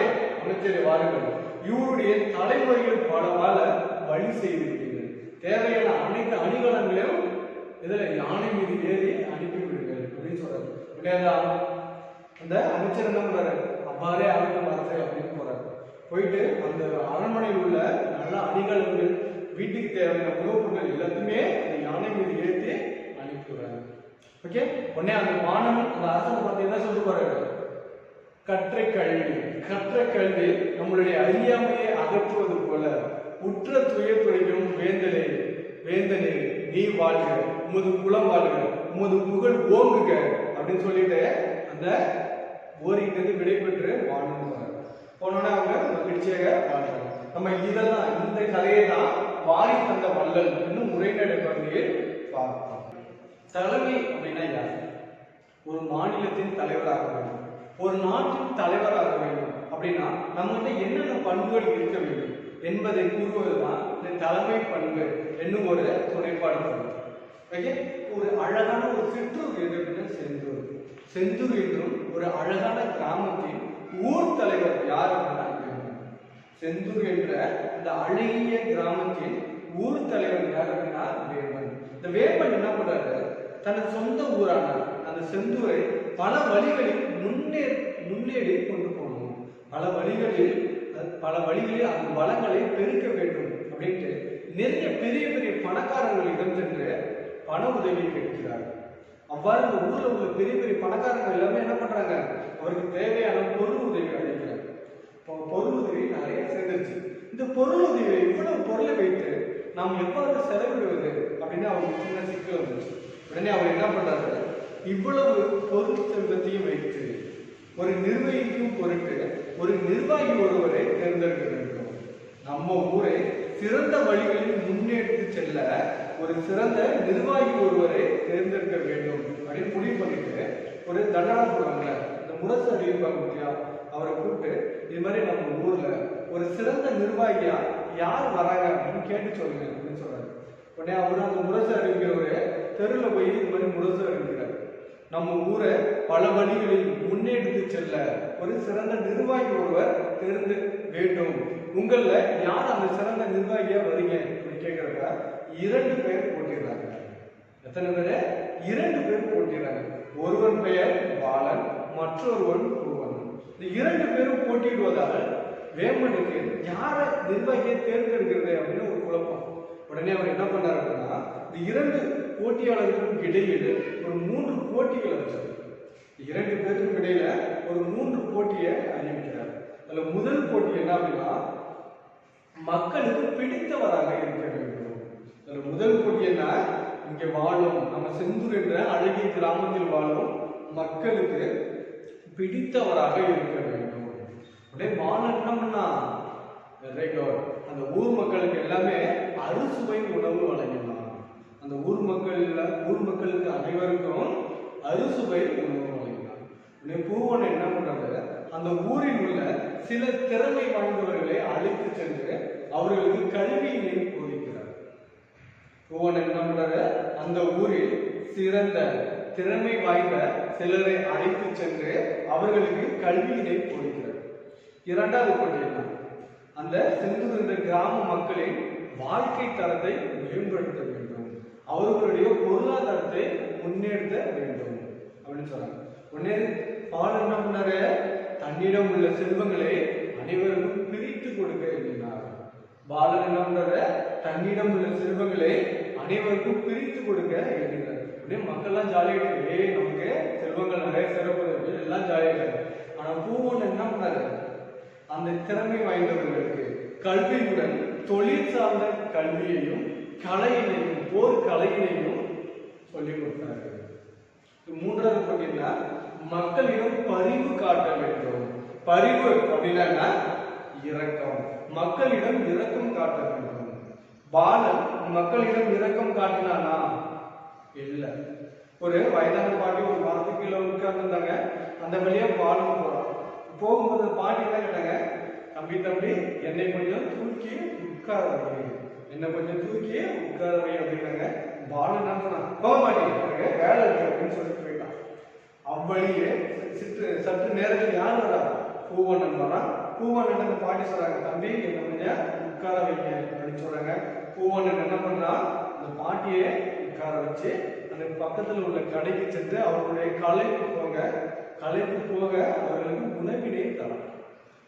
பூவன் என்ன பண்றான், அந்த பாட்டியை தூக்கி உட்கார வச்சுட்டு அருகில் உள்ள கடைக்கு சென்று அங்க உணவை வாங்கி வந்து இந்த பாட்டியில கொடுக்கலாம். பாட்டி இதை சாப்பிட்டு உங்களுக்கு களைப்பு போக்க நீங்க போகலாம் அப்படின்னு சொன்னான். ஓகேவா? திரும்ப 2 பேரும் போயிட்டாங்க. மூன்றாவது நாள் 3 போட்டிகளும் முடிந்து விட்டது. மறுநாள் அந்த வேம்பன் என்ன பண்றாரு, அந்த ஊர் மக்கள் எல்லாம் கொடுக்குறாங்க. ஓகே, நான் சிறந்த நிர்வாகி அதோட தேர்ந்தெடுத்துட்டேன் அப்படின்னு சொல்றாங்க. உடனே ஊர் மக்கள் எல்லாம் பாலன் பாலன் பாலன் அப்படின்னு சொல்றாங்க. ஆனா வேம்பன் யாரை தேர்ந்தெடுத்தாரு, பூவண்ணனை தேர்ந்தெடுத்தார். உடனே ஊர் மக்கள் ஷாக் ஆயிட்டாங்க. இல்ல நீ பாலனை தான் தேர்ந்தெடுக்கணும், பாலனை தான் தேர்ந்தெடுக்கணும் அப்படின்ட்டு. உடனே வேம்பன் என்ன பண்றாரு, கொஞ்சம் பொறுங்க அப்படின்னு எதுவும் ஒரு மரத்துக்கு பின்னாடி போறாரு. போயிட்டு கொஞ்ச நேரத்துல பாட்டி மாறி வர்றாரு. பாட்டி ஒன்று தண்ணி உள்ள போறப்ப ஊழல் அப்படியே பாலன் அப்படியே வெளியே போறான். நான் பூவன் என்ன பண்றான், அப்படியே போய் அந்த பாட்டியை தாங்கி பிடிச்சிட்டான். அப்படியே போய் அந்த பாட்டியை தாங்கி பிடிச்சி நிறுத்தினான். உடனே அந்த பாட்டி வேடத்துல இருந்த வேம்பன் தன்னுடைய வேடத்தை கலைக்கிறது. இதனாலதான் சொன்னேன், இதனாலதான் நான் இந்த ஊரை நிர்வகிக்கும் சிறந்த நிர்வாகியா பூவண்ணனை தேர்ந்தெடுத்தேன் அப்படின்னு சொன்னோடனே எல்லாருமே அமைதியாகிட்டாங்க. ஓகே, இப்ப நம்மளும் இந்த நாட்டை ஆள வேண்டும், இந்த மாநிலத்தை ஆள வேண்டும், ஆளும் தலைமை பண்பு நமக்கு வர வேண்டும் எனில் நம்மளிடமும் இந்த 3 பண்புகள் இருக்க வேண்டும். ஒன்று, மக்களுக்கு பிடித்தவராக நாம் வாழ வேண்டும், அவர்களுடைய சமூக பொருளாதார முன்னேற்றத்தை மேம்படுத்த வேண்டும், மக்களிடம் பரிவு காட்ட வேண்டும், அதாவது இரக்கம் கொள்ளுதல் வேண்டும். இந்த 3 பண்புகளும் நம்மளிடையே இருந்தால் நாம் தான் இந்நாட்டின் தலைவர் அப்படின்னு தலைமை பண்பு. இன்னும் துணைப்பாட பகுதியில் தெரிஞ்சுக்கிட்டோமா? இதுக்கு அடுத்தது இணை சொற்கள். இணை சொற்கள் அப்படின்னா இது தனி, இது தனி, இது இரண்டும் சேர்ந்துச்சுன்னா இல்லை. இந்த கை தனியா இருக்கு, இந்த கை தனியா இருக்கு, 2 கையும் சேர்ந்துச்சுன்னா இணைந்த கைகள். சொல்லும் அதுதான், ஒரு சொல் தனியா இருக்கு, அடுத்த சொல் தனியா இருக்கு, 2 சொல்லும் சேர்ந்ததுதான் இணை சொற்கள். இணை சொற்கள் அப்படின்னா 2 சொற்கள் சேர்ந்ததுதான். 2 சொற்கள் சேர்ந்து ஒரு பொருளை தரும் அல்லது வெவ்வேறு பொருளை தரும், அதுதான் அடர்த்தி மிகுந்த பொருளை தரும். இணை சொற்கள்னா 2 சொற்கள் சேர்வதுதான் இணை சொற்கள். இந்த இணை சொற்கள் எத்தனை வகைப்படும்? 3 வகைப்படும். இந்த இணை சொற்கள் எத்தனை வகைப்படும்? 3 வகைப்படும். நேர் இணை சொற்கள், எதிர் இணை சொற்கள், செறிவு இணை சொற்கள். இப்ப நேர் இணை சொற்கள் அப்படின்னா நேர் இணை சொற்கள் அப்படின்னா 2 சொற்கள் ஒன்று சேர்ந்து ஒரே பொருளை தருவாயில் அது நேர் இணை சொற்கள். 2 சொற்கள் சேர்ந்து ஒரே பொருளை தருவாயில் அது நேர் இணை சொற்கள்.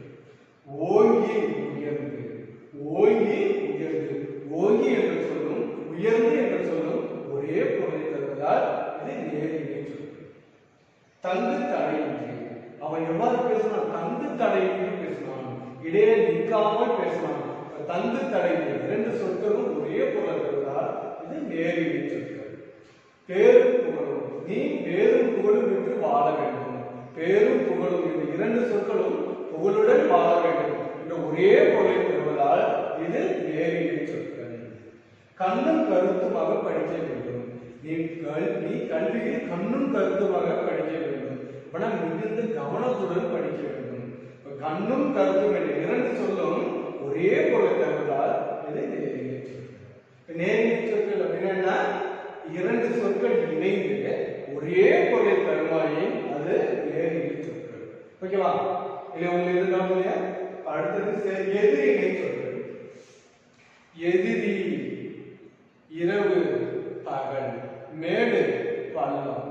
எதிரி இணை சொற்கள் அப்படின்னா இரண்டு சொற்கள் இணைந்து வெவ்வேறு பொருளை தருமாயின் அது எதிரி இணை சொற்கள். இரண்டு சொற்கள் இணைந்து வெவ்வேறு பொருளை தருமாயின் அது எதிரி இணை சொற்கள். மேடு பள்ளம், உயர்வு தாழ்வு, வெற்றி தோல்வி, இன்பம் துன்பம். ஒவ்வொரு சொல்லுக்கும் எதிர்ச்சொல் போல் வருவதுதான் எதிரிணை சொற்கள். இரண்டு சொற்கள் இணைந்து வெவ்வேறு பொருளை தருமாயே அது எதிரிணை சொற்கள். புரியுதா? எதிரிணை சொற்கள் டவுட் இல்லையா? செறிவினை சொற்கள். செறிவு அப்படின்னாலே அடர்த்தி. செறிவு அப்படின்னா அடர்த்தி மிகுந்த ஒரு சொல்லுதான் செறிவினை சொற்கள். இந்த போர்டு வர கண்ணை கரையேறு இருக்கு அப்படின்னா ரொம்ப ரொம்ப கருப்பா இருக்கு அப்படின்னா இதுதான் செறிவினை சொற்கள். பாருங்க, அவங்க எப்படா இருக்கான் வெள்ளை வெளியூர்ல இருக்காங்க. எப்படி இருக்கா? வெள்ளை வெளியூர்ல இருக்காங்க, ரொம்ப ரொம்ப ரொம்ப வெள்ளையா இருக்கான் அப்படின்னா அப்ப இது என்ன சொற்கள்? செறிவினை சொற்கள். சின்னஞ்சிறிய இந்த சாக்கி சூப்பரா இருக்கு, ரொம்ப சின்னதா இருக்கு அப்படின்னு சொல்றாங்க, இது செறிவினை சொற்கள். அடுக்கடுக்காக இந்த முல்லை எப்படி கொடுத்துருக்கு, அடுக்கடுக்காம கொடுத்துருக்கு அப்படின்னு சொல்ல பார்த்தீங்களா, இது செறிவினை சொற்கள். பச்சை இப்ப நம்ம வயலுக்கு போறோம், நம்மளுடைய நிலத்தை பார்க்கிறோம், எங்க கண்ணுக்கு எட்டி பச்சை பசேல்னு இருக்குடா அப்படின்னு சொல்ல பார்த்தீங்களா, இது செறிவினை சொற்கள். புரியுதா? இணை சொற்கள் அப்படின்னா இரண்டு சொற்கள் சேர்ந்தே வருவது இணை சொற்கள். இணை சொற்கள் மூன்று வகைப்படும்: நேரிணை, எதிரிணை, செறிவினை. இரண்டு சொற்கள் சேர்ந்து ஒரே பொருளை தந்தால் நேரிணை சொற்கள். இரண்டு சொற்கள் சேர்ந்து வெவ்வேறு பொருளை தந்தால் எதிரிணை சொற்கள். இரண்டு சொற்களும் அழுத்தம் தருமாக அமைந்தால் அது செறிவினை சொற்கள். உங்களுக்கு வினா இப்படி கேட்பாங்க, இப்ப நேரிணை சொற்களில் பொருந்தாததை எடுத்து அப்படின்னு கேட்பாங்க. நேரிணை சொற்களும் இப்ப 4 சொற்கள் கொடுத்துருக்கேன், இதுல ஒரு சொல் மாற்றி கொடுத்துருக்கோம். நேரிணை சொற்களும் பொருந்தாதது அப்படின்னு இங்கே ஒரு சொல்ல போட்டுருக்கேன், நீங்க அதை தெளிவா எடுத்து எழுதணும். அது மாதிரி எதிரிணை சொற்களும் பொருந்தாதது, 4 சொல்ல ஒரு சொல் மாற்றிருக்கோம், கரெக்டா எழுதணும். அது மாதிரி செறிவினை சொற்களும் பொருந்தாதது முன்னாடி அதை கரெக்டா கண்டுபிடிச்சு எழுதணும். ஓகேவா? கல்வியே தெய்வம். இந்த கல்வியே தெய்வம் என்னும் செய்யுள் பாடலின் ஆசிரியர் பாரதி சொல்லுவாங்க. இந்த கல்வியே தெய்வம் என்னும் செய்யுள் பகுதியில என்னென்ன கருத்துக்களை சொல்லியிருக்காங்க? அன்னையும் தந்தையும் தெய்வம், அதாவது நாம் வணங்கக்கூடிய தெய்வம் யார் அப்படின்னா முதல் தெய்வம் அன்னை. நாம் மட்டுமல்ல, இந்த உலகில் பிறந்த அனைத்து உயிரினங்களும் வணங்கக்கூடிய முதல் தெய்வம் யார் அப்படின்னா அம்மா. இரண்டாவது தெய்வம் யார் அப்படின்னா அப்பா. அதனாலதான் மாதா, பிதா, குரு, தெய்வம் அப்படின்னு வச்சாங்க. 4வது இடத்துல தெய்வத்தை வச்சாங்க. முதல் இடத்துல யார் இருக்காங்க? மாதா. அந்த உலகில் பிறந்த அனைத்து உயிரினங்களும் போற்றி வணங்கக்கூடிய முதல் தெய்வம் யார் அப்படின்னா அவர்களுடைய அம்மா. அதனாலதான் சொன்னாங்க, அன்னையும் தந்தையும் தெய்வம், இதை அறிந்திட வேண்டும் நீயும். அம்மாவும் அப்பாவும் தெய்வம், இதை நீங்கள் அனைவரும் புரிந்து கொள்ள வேண்டும். அனைவரும் புரிந்து கொள்ள வேண்டும், அவர்களுடன் அன்பாக பழக வேண்டும் அப்படின்னு சொல்றாங்க. அடுத்தது கண்ணிலும் கல்வியும் தெய்வம். அம்மா அப்பா மட்டும் தெய்வம் இல்ல, கண் என்று கருதும் நம்ம எல்லாமே கண் என்று சொல்லக்கூடிய கல்வியும் தெய்வம் தான். கல்வியையும் மதிக்க வேண்டும் அப்படின்னு சொல்றாங்க. இப்போ ஒரு மனிதனுக்கு எவ்வாறு கண் முக்கியமோ அது போல அவனுக்கு அவனுடைய வாழ்க்கைக்கு கல்வியும் முக்கியம் அப்படின்னு சொல்றாங்க. ஒரு மனிதன் இப்ப நம்ம கண்ணு இல்லாம நடக்க முடியுமா? இப்ப கண்ணு இல்லாம எவ்வளவு நடந்து போவோம், தடுமாறி கீழே விழுவோம். அது போலதான் நம்மளுடைய வாழ்க்கையில் உற்ற துணையாக நமக்கு விளங்குவது எது அப்படின்னா கல்வி. அந்த கல்வியை நாம் கண்ணிலும் பெரிதாக மதிக்க வேண்டும். அதான் கண்ணிலும் கல்வியும் தெய்வம், கண்ணும் கல்வியும் தெய்வம் அப்படின்னு சொல்றாங்க. ஓகேவா? அடுத்து பாருங்க, பொன்னையும் மண்ணையும் விட வெஞ்சும் கல்வி. அதாவது பொன் அப்படின்னா தங்க நாணயங்கள். நம்ம காதுல, கழுத்துல, இடையில, கையில எல்லாம் போடுவோம் பார்த்தீங்களா? அந்த நாம் அணியும் அந்த நாணயங்களை விட, நாம் அணியும் அந்த நாணயங்களை விட மேலானது எது அப்படின்னா கல்வி. அதனை விட இந்த மண்ணை விடவும் பெரியது. நீ ஒரு நாட்டோட அரசனா இரு அப்படின்னா அரசனை விட சிறப்பு வாய்ந்தது எது அப்படின்னா கல்வி. ஏன்னா அந்த அரசனுக்கு அவன் ஆட்சி செய்யக்கூடிய பகுதியில் மட்டும்தான் சிறப்பு. ஆனா கல்வி கற்றவனுக்கோ சென்ற இடமெல்லாம் சிறப்பு அப்படின்னு சொல்றாங்க. அதனாலதான் பொன்னையும் மண்ணையும் விட, பொன்னையும் மண்ணையும் விட மேலானது உயர்ந்தது எது அப்படின்னா கல்வி அப்படின்னு சொல்றாங்க. அதனாலதான் கண்ணென்னும் கல்வியும் தெய்வம். அதனாலதான் அந்த கல்வியை நம் கண்ணை போல் பாதுகாக்க வேண்டும், கற்க வேண்டும் அப்படின்னு சொல்றாங்க. அடுத்த கல்வியை கசடர கற்க வேண்டும். நாம் கற்கும் கல்வியை கசடர, கசடு கூட்டல் அற. கசடு அப்படின்னா குற்றம், அற அப்படின்னா இல்லாமல், குற்றம் இல்லாமல் கற்க வேண்டும். நாம் கற்கும் கல்வியிலே குற்றம் இல்லாமல் கற்க வேண்டும். படித்தால் மட்டும் போதுமா? போதாது, அதன்படி நாம் வாழ வேண்டும். நான் படிச்சுட்டேன், நான் பெரிய எம்பிஏ எல்லாம் படிச்சுட்டேன். படிச்சுட்டு அதன்படி நம்ம வாழல அப்படின்னா நம்மளை மரம் என்று சொல்வார். மக்களுக்குரிய பண்பு இல்லாதவன் மரம் என்றார். யாரு? திருவள்ளுவர் சொல்றார். ஒரு நாம் எவ்வளவுதான் கூர்மையான அறிவுடையவர்களாக வாழ்ந்தாலும், நாம் எவ்வளவு கூர்மையான அறிவுடையவர்களாக வாழ்ந்தாலும் ஒரு மக்களுக்குரிய, ஒரு மனிதனுக்குரிய பண்பு இல்லாதவன் மரம் என்கிறான் திருவள்ளுவர். அதனாலதான் நம்ம எவ்வளவு படிக்கிறோங்கிறது முக்கியம் கிடையாது, அதை குற்றமற கற்க வேண்டும், அதன்படி நாம் வாழ வேண்டும் அப்படின்னு யார் சொல்றாங்க? பாரதி சுகுமாரன் சொல்றாங்க. ஓகேவா? கல்வியை கசடர கற்ற வேண்டும், கல்வியை குற்றம் இல்லாமல் கற்க வேண்டும், பின் அதன்படி நாம் வாழ வேண்டும், மற்றவர்களையும் வாழ வைக்க வேண்டும். ஓகேவா? அடுத்து விண்ணையும் அளந்து வைக்கும். நீ இந்த குற்றம் இல்லாமல் படித்த அப்படின்னா உன்னுடைய புகழ் விண்ணையும் அளவிட வைக்கும். உன்னுடைய புகழ் விண்ணையும் அப்படின்னா உலகெங்கும் உன்னுடைய புகழ் பரவிடும் அப்படின்னு சொல்றாங்க. இப்ப இந்த உலகெங்கும் உன்னை அறிய வேண்டும் அப்படின்னா நீ ஒரு சிறந்த கல்வியாளராக இருக்க வேண்டும். நீ அந்த மாதிரி படிக்க ஆரம்பிச்சுன்னா உன்னை விடியலாய் எழுதிட வைக்கும். நீ கற்ற கல்வியானது உன்னை தூங்க விடாது, விடியலாய் எழுதிட. சீக்கிரம் காலையில் தான் சீக்கிரம் எழுதி படிக்க ஆரம்பிச்சாங்க. இப்ப நாட்டோட மேதைகளாக அறியப்படும் நேரு, அம்பேத்கர் அவங்களாம் பாத்தீங்கன்னா ஒரு நாளைக்கு 4 மணி நேரம் தான் தூங்கியிருக்காங்க. மித்த நேரம் தான், மற்ற நேரங்கள் எல்லாமே நூலகத்தில் அவர்கள் பொழுதை கழித்தார்கள். அதனாலதான் இன்றமும் அவர்களை பற்றி பேசிக் கொண்டிருக்கிறோம். நாளை உலகம் நம்மை பற்றி பேச வேண்டும் எனில் நாமும் நிறைய நேரம் கல்விக்காக, நூலகத்திற்காக, நூல்களுக்காக செலவிட வேண்டும். அவ்வாறு செய்தவர்கள் நம்மளுடைய புகழ் விண்ணையும் தாண்டும் அப்படின்னு யார் சொல்றாங்க? பாரதி சுகுமாரன் கல்வி தெய்வம் என்னும் செய்யுள் பகுதியில சொல்றாங்க. ஓகே, இந்த பாரதி சுகுமாரன் யார்? அவர் எங்க பிறந்தார்? பாரதி சுகுமாரன் கோவையில் பிறந்தார்.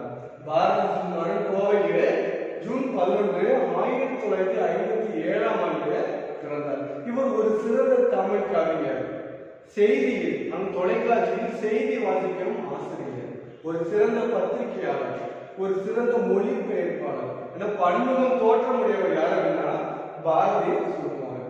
இவர் காலச்சுவடு என்னும் பத்திரிகையில் இன்றளவும் பொறுப்பாசிரியராக பணியாற்றி வருகிறார். காலச்சுவடு என்னும் பத்திரிகையில் பொறுப்பாசிரியராக பணியாற்றி வருபவர் யார் அப்படின்னா பாரதி சுகுமாரன். இவர் நம்ம சென்னை பல்கலைக்கழகம், மெட்ராஸ் யூனிவர்சிட்டி சொல்லுவாங்க, அந்த சென்னை பல்கலைக்கழகத்துல பிஎஸ்சி பட்டம் பெற்றுள்ளார்.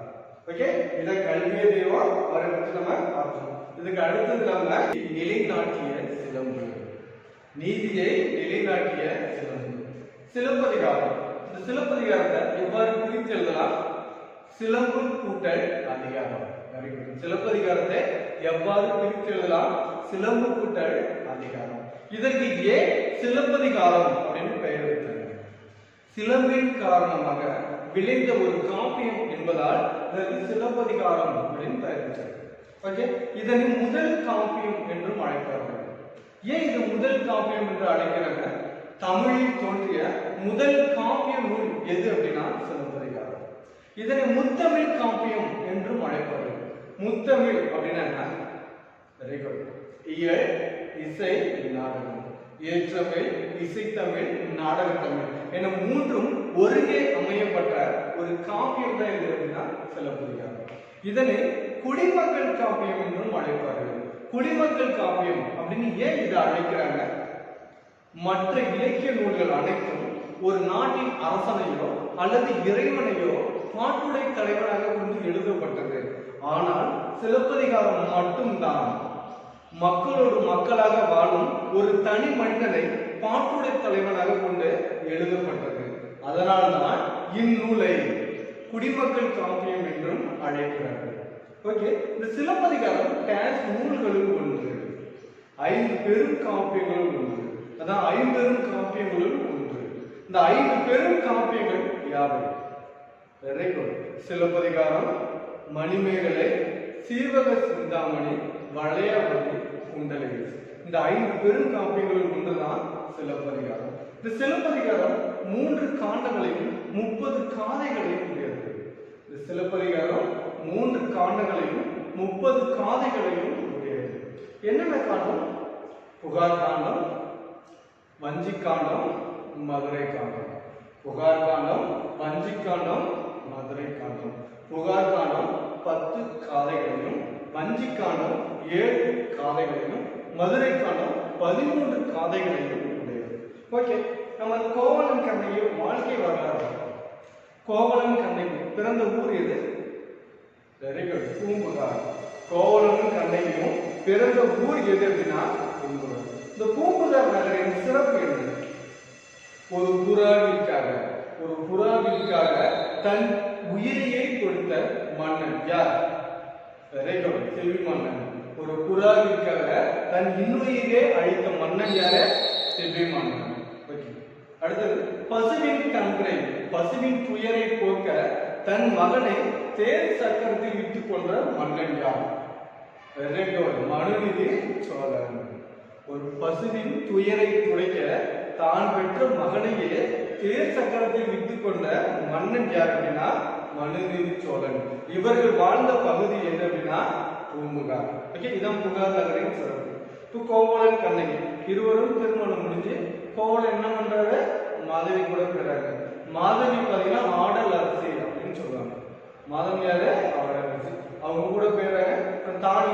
தான் வைத்திருந்த அனைத்து செல்வங்களையும் கோவலன் இழந்து விடுகிறான். திரும்ப வரான். கோவலன் கண்ணகி இருவரும் எங்கு போறாங்க? மதுரைக்கு போறாங்க. அவ்வாறு போகும்பொழுது அவர்களுக்கு வழித்துணையாக யார் செல்கிறார்? கவுந்தியடிகள் என்னும் சமண துறவி போறார். கவுந்தியடிகள் என்னும் சமண துறவி போறார். கவுந்தியடிகள் மதுரைக்கு அழைத்து சென்று கோவலனையும் கண்ணகியும் யாரிடம் ஒப்படைத்தார்? மாதிரி என்னும் மூதாட்டி பெண்ணிடம் ஒப்படைக்கிறாங்க. அங்குதான் கோவலன் என்ன பண்றாரு? கண்ணகியும் காய்ச்சலம் விற்க போறாங்க. அவ்வாறு விற்கும் போது பொருட்கள்ல ஒருவன் பார்த்துறான். உடனே அரசன்கிட்ட போய் சொல்றாரு. அந்த நாட்டின் அரசன் யாரு? பாண்டியன் நெடுஞ்செழியன். அவன்கிட்ட போய் சொன்னோடனே அந்த அரசன் என்ன சொல்றாரு? சிலம்பை கொணர்க அப்படின்னு சொல்றாரு. ஆனா அந்த பொற்கொள்ள என்ன நினைச்சுப்பான்? அவனை கொன்று சிலம்பை கொணர்க அப்படின்னு அரசன் சொன்னார் நினைச்சுட்டு கோவலனை கொண்டுருவான். அந்த கோவலன் கொலை செய்யப்பட்ட இடம் என்ன? கோவலன் கொண்டு வந்துடுறாங்க. உடனே இது மாதிரி மூலமாக அறிந்த கண்ணகி என்ன பண்ணுவாங்க? தலைவிரி கோலத்தோடும் அழுத கண்களோடும் பயங்கரமா எங்க போவாங்க? அரசவையை நோக்கி போறாங்க. அதான் வடக்குறை காதை. அரசவையை நோக்கி போறாங்க. அங்கு பாண்டிய மன்னனுக்கும் கண்ணகிக்கும் பயங்கர வாதம் நடைபெறும். இறுதியில் கண்ணகியின் சிலம்பு எதால் ஆனது? மாணிக்கத்தால் ஆனது. பாண்டி மாதவியின் சிலம்பு முத்துகளால் ஆனது. இறுதியில் என்ன பண்றாங்க? கண்ணகி தன் கார் சிலம்பு எடுத்து ஒரே அடி அடிக்கும் போது அதிலிருந்து முத்து என்ன பண்ணுது? மன்னனின் உதட்டில் பட்டு விடுகிறது. உடனே மன்னன் அதோட அந்த பரலை உள்ள மாணிக்க பரலை எடுத்து பார்க்கிறாரு. உதட்டில் பட்ட அந்த மாணிக்க படம் எடுத்து பார்க்கிறாரு. ஐயோ, உன் கணவன் கல்வன் அல்ல, நான் தான் தவறான தீர்ப்பு இழைத்ததால் நான் தான் திருடேன். இனிமேல் எனக்கு இந்த உடலில் உயிர் எதற்கு, வெண்கோற்ற கொடை எதற்கு, மணிமுடி எதற்கு அப்படின்னு எல்லாத்தையும் தூக்கி போட்டுட்டு என்ன பண்றாரு, அப்படியே விழுந்து இறந்துறாரு. அவருடைய மனைவி பேருன்னா இருந்தது. அவங்களும் என்ன சொல்றதுன்னு தெரியாம கணவன் மீதே விழுந்து இறந்துடுறாங்க. கண்ணகி மதுரையே நிறுத்திடுறாங்க. இந்த கதையை நம்ம பார்த்தோமா? இதுதான் நீதியை நிலைநாட்டிய சிலம்பு. தன் கணவன் கல்வன் அல்லன், தன் கணவன் திருடன் அல்ல என்பதை நிரூபிக்கும் அந்த ஒரு பொருளாதார விளைவு எது அப்படின்னா சிலம்பு. அதனால இந்த பாடத்துக்கு தலைப்பு நீதியை நிலைநாட்டிய சிலம்பு. ஓகேவா? அடுத்தது காணாமல் போன பணங்கள். இந்த துணைப்படத்தை ஒரு அற்புதமான கதை சொன்னாங்க. ஒரு வணிகன் என்ன பண்றான், போய் ஆடுகளை வாங்கிட்டு வரான். அந்த ஆடுகளை நல்லா பராமரிச்சு வளர்க்கிறான். கொஞ்ச நாள் கழிச்சு அந்த ஆடுகளை திரும்ப போய் சந்தையில் இருக்கிறான். அதன் மூலம் நிறைய பணம் வருவாய் இருக்கிறான். இது போலவே செஞ்சுக்கிறான். ஒரு நாள் நிறைய ஆடுகள் இது போலவே நிறைய சந்தைக்கிறோம். நிறைய ஆடுகளை வளர்க்கிறான். அந்த ஆடுகள் எல்லாத்தையும் அழைச்சி போய் சந்தையில் இருக்கிறான். இதோட நல்ல லாபம் கிடைச்சு. அப்படியே அந்த லாபத்தை நினைச்சோடனே என்ன பண்ணாங்க, ஐயோ இவ்வளவு பணம் இருக்கு, நம்ம இன்னும் நிறைய ஆடுகள் வாங்கணும், அதை இன்னும் ஒரு நல்ல வளர்த்து சந்தையில போய் விடணும், அதன் மூலம் நம்ம நிறைய பணங்களை நிறைய பணம் திரட்டி நம்ம ஒரு பெரிய பணக்காரர் ஆகணும் அப்படின்னு சொல்லிக்கிட்டே நினைச்சுக்கிட்டே போற கனவுல மிதந்து கொண்டே அவ்வாறு போகும்போது என்ன ஆகுது, அவனை அறியாமலேயே அவன் வைத்திருந்த பணப்பை கீழே இந்த வணிகன் வைத்திருந்த பணப்பை அவனை அறியாமலே கீழே விழுந்துச்சு. ஆனா இவன் அதை தெரியாம என்ன பண்ணா, அப்படிங்கிறத வீட்டுக்கு போயிட்டான். வீட்டுக்கு போனோம்னு பார்க்கறான், பையன் காணும். ஐயோ பணப்பையை காணும், சும்மா இருக்குமா? அவன் எது ஓடி போய் தேடுறான். வந்த வழியெல்லாம் அங்கேயும் தேடுறான், எங்கேயுமே இல்லை, எங்கேயுமே பணத்தை காணும். உடனே அவன் என்ன பண்றான், அந்த நாட்டை ஆளும் சிற்றரசன் போய் முறையிடுவான். அரசே, நான் ஒரு வணிகன், ஆடு விற்கும் வணிகன். நான் என்னிடம் உள்ள ஆடுகளை எல்லாம் சந்தையில் விற்று அந்த பணத்தை நான் எடுத்து வந்தேன். வறுமையில என்னுடைய பணம் இங்கே தொலைந்து விட்டது.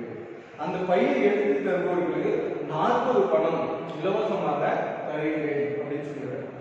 அரசு என்ன பண்ணாரு, தன்னுடைய காவலரை கூப்பிடுறாரு. காவலர்களே, இந்த வணிகரின் பை தொலைந்து விட்டது, இந்த வணிகரோட பணப்பை தொலைந்து விட்டது. நீங்க மக்களிடம் முரசு அறைந்து அறிவிங்கள். அந்த பையை யார் எடுத்து வராங்களோ அவர்களுக்கு 40 பணம், அந்த பையில் உள்ள பணத்தில் 40% இலவசமாக தருகிறேன் அப்படின்னு முரசு அறைந்து அறிவிங்கள் அப்படிங்கிறாரு. காவலாளி போய் மக்கள்கிட்ட அறிவிக்கிறார்.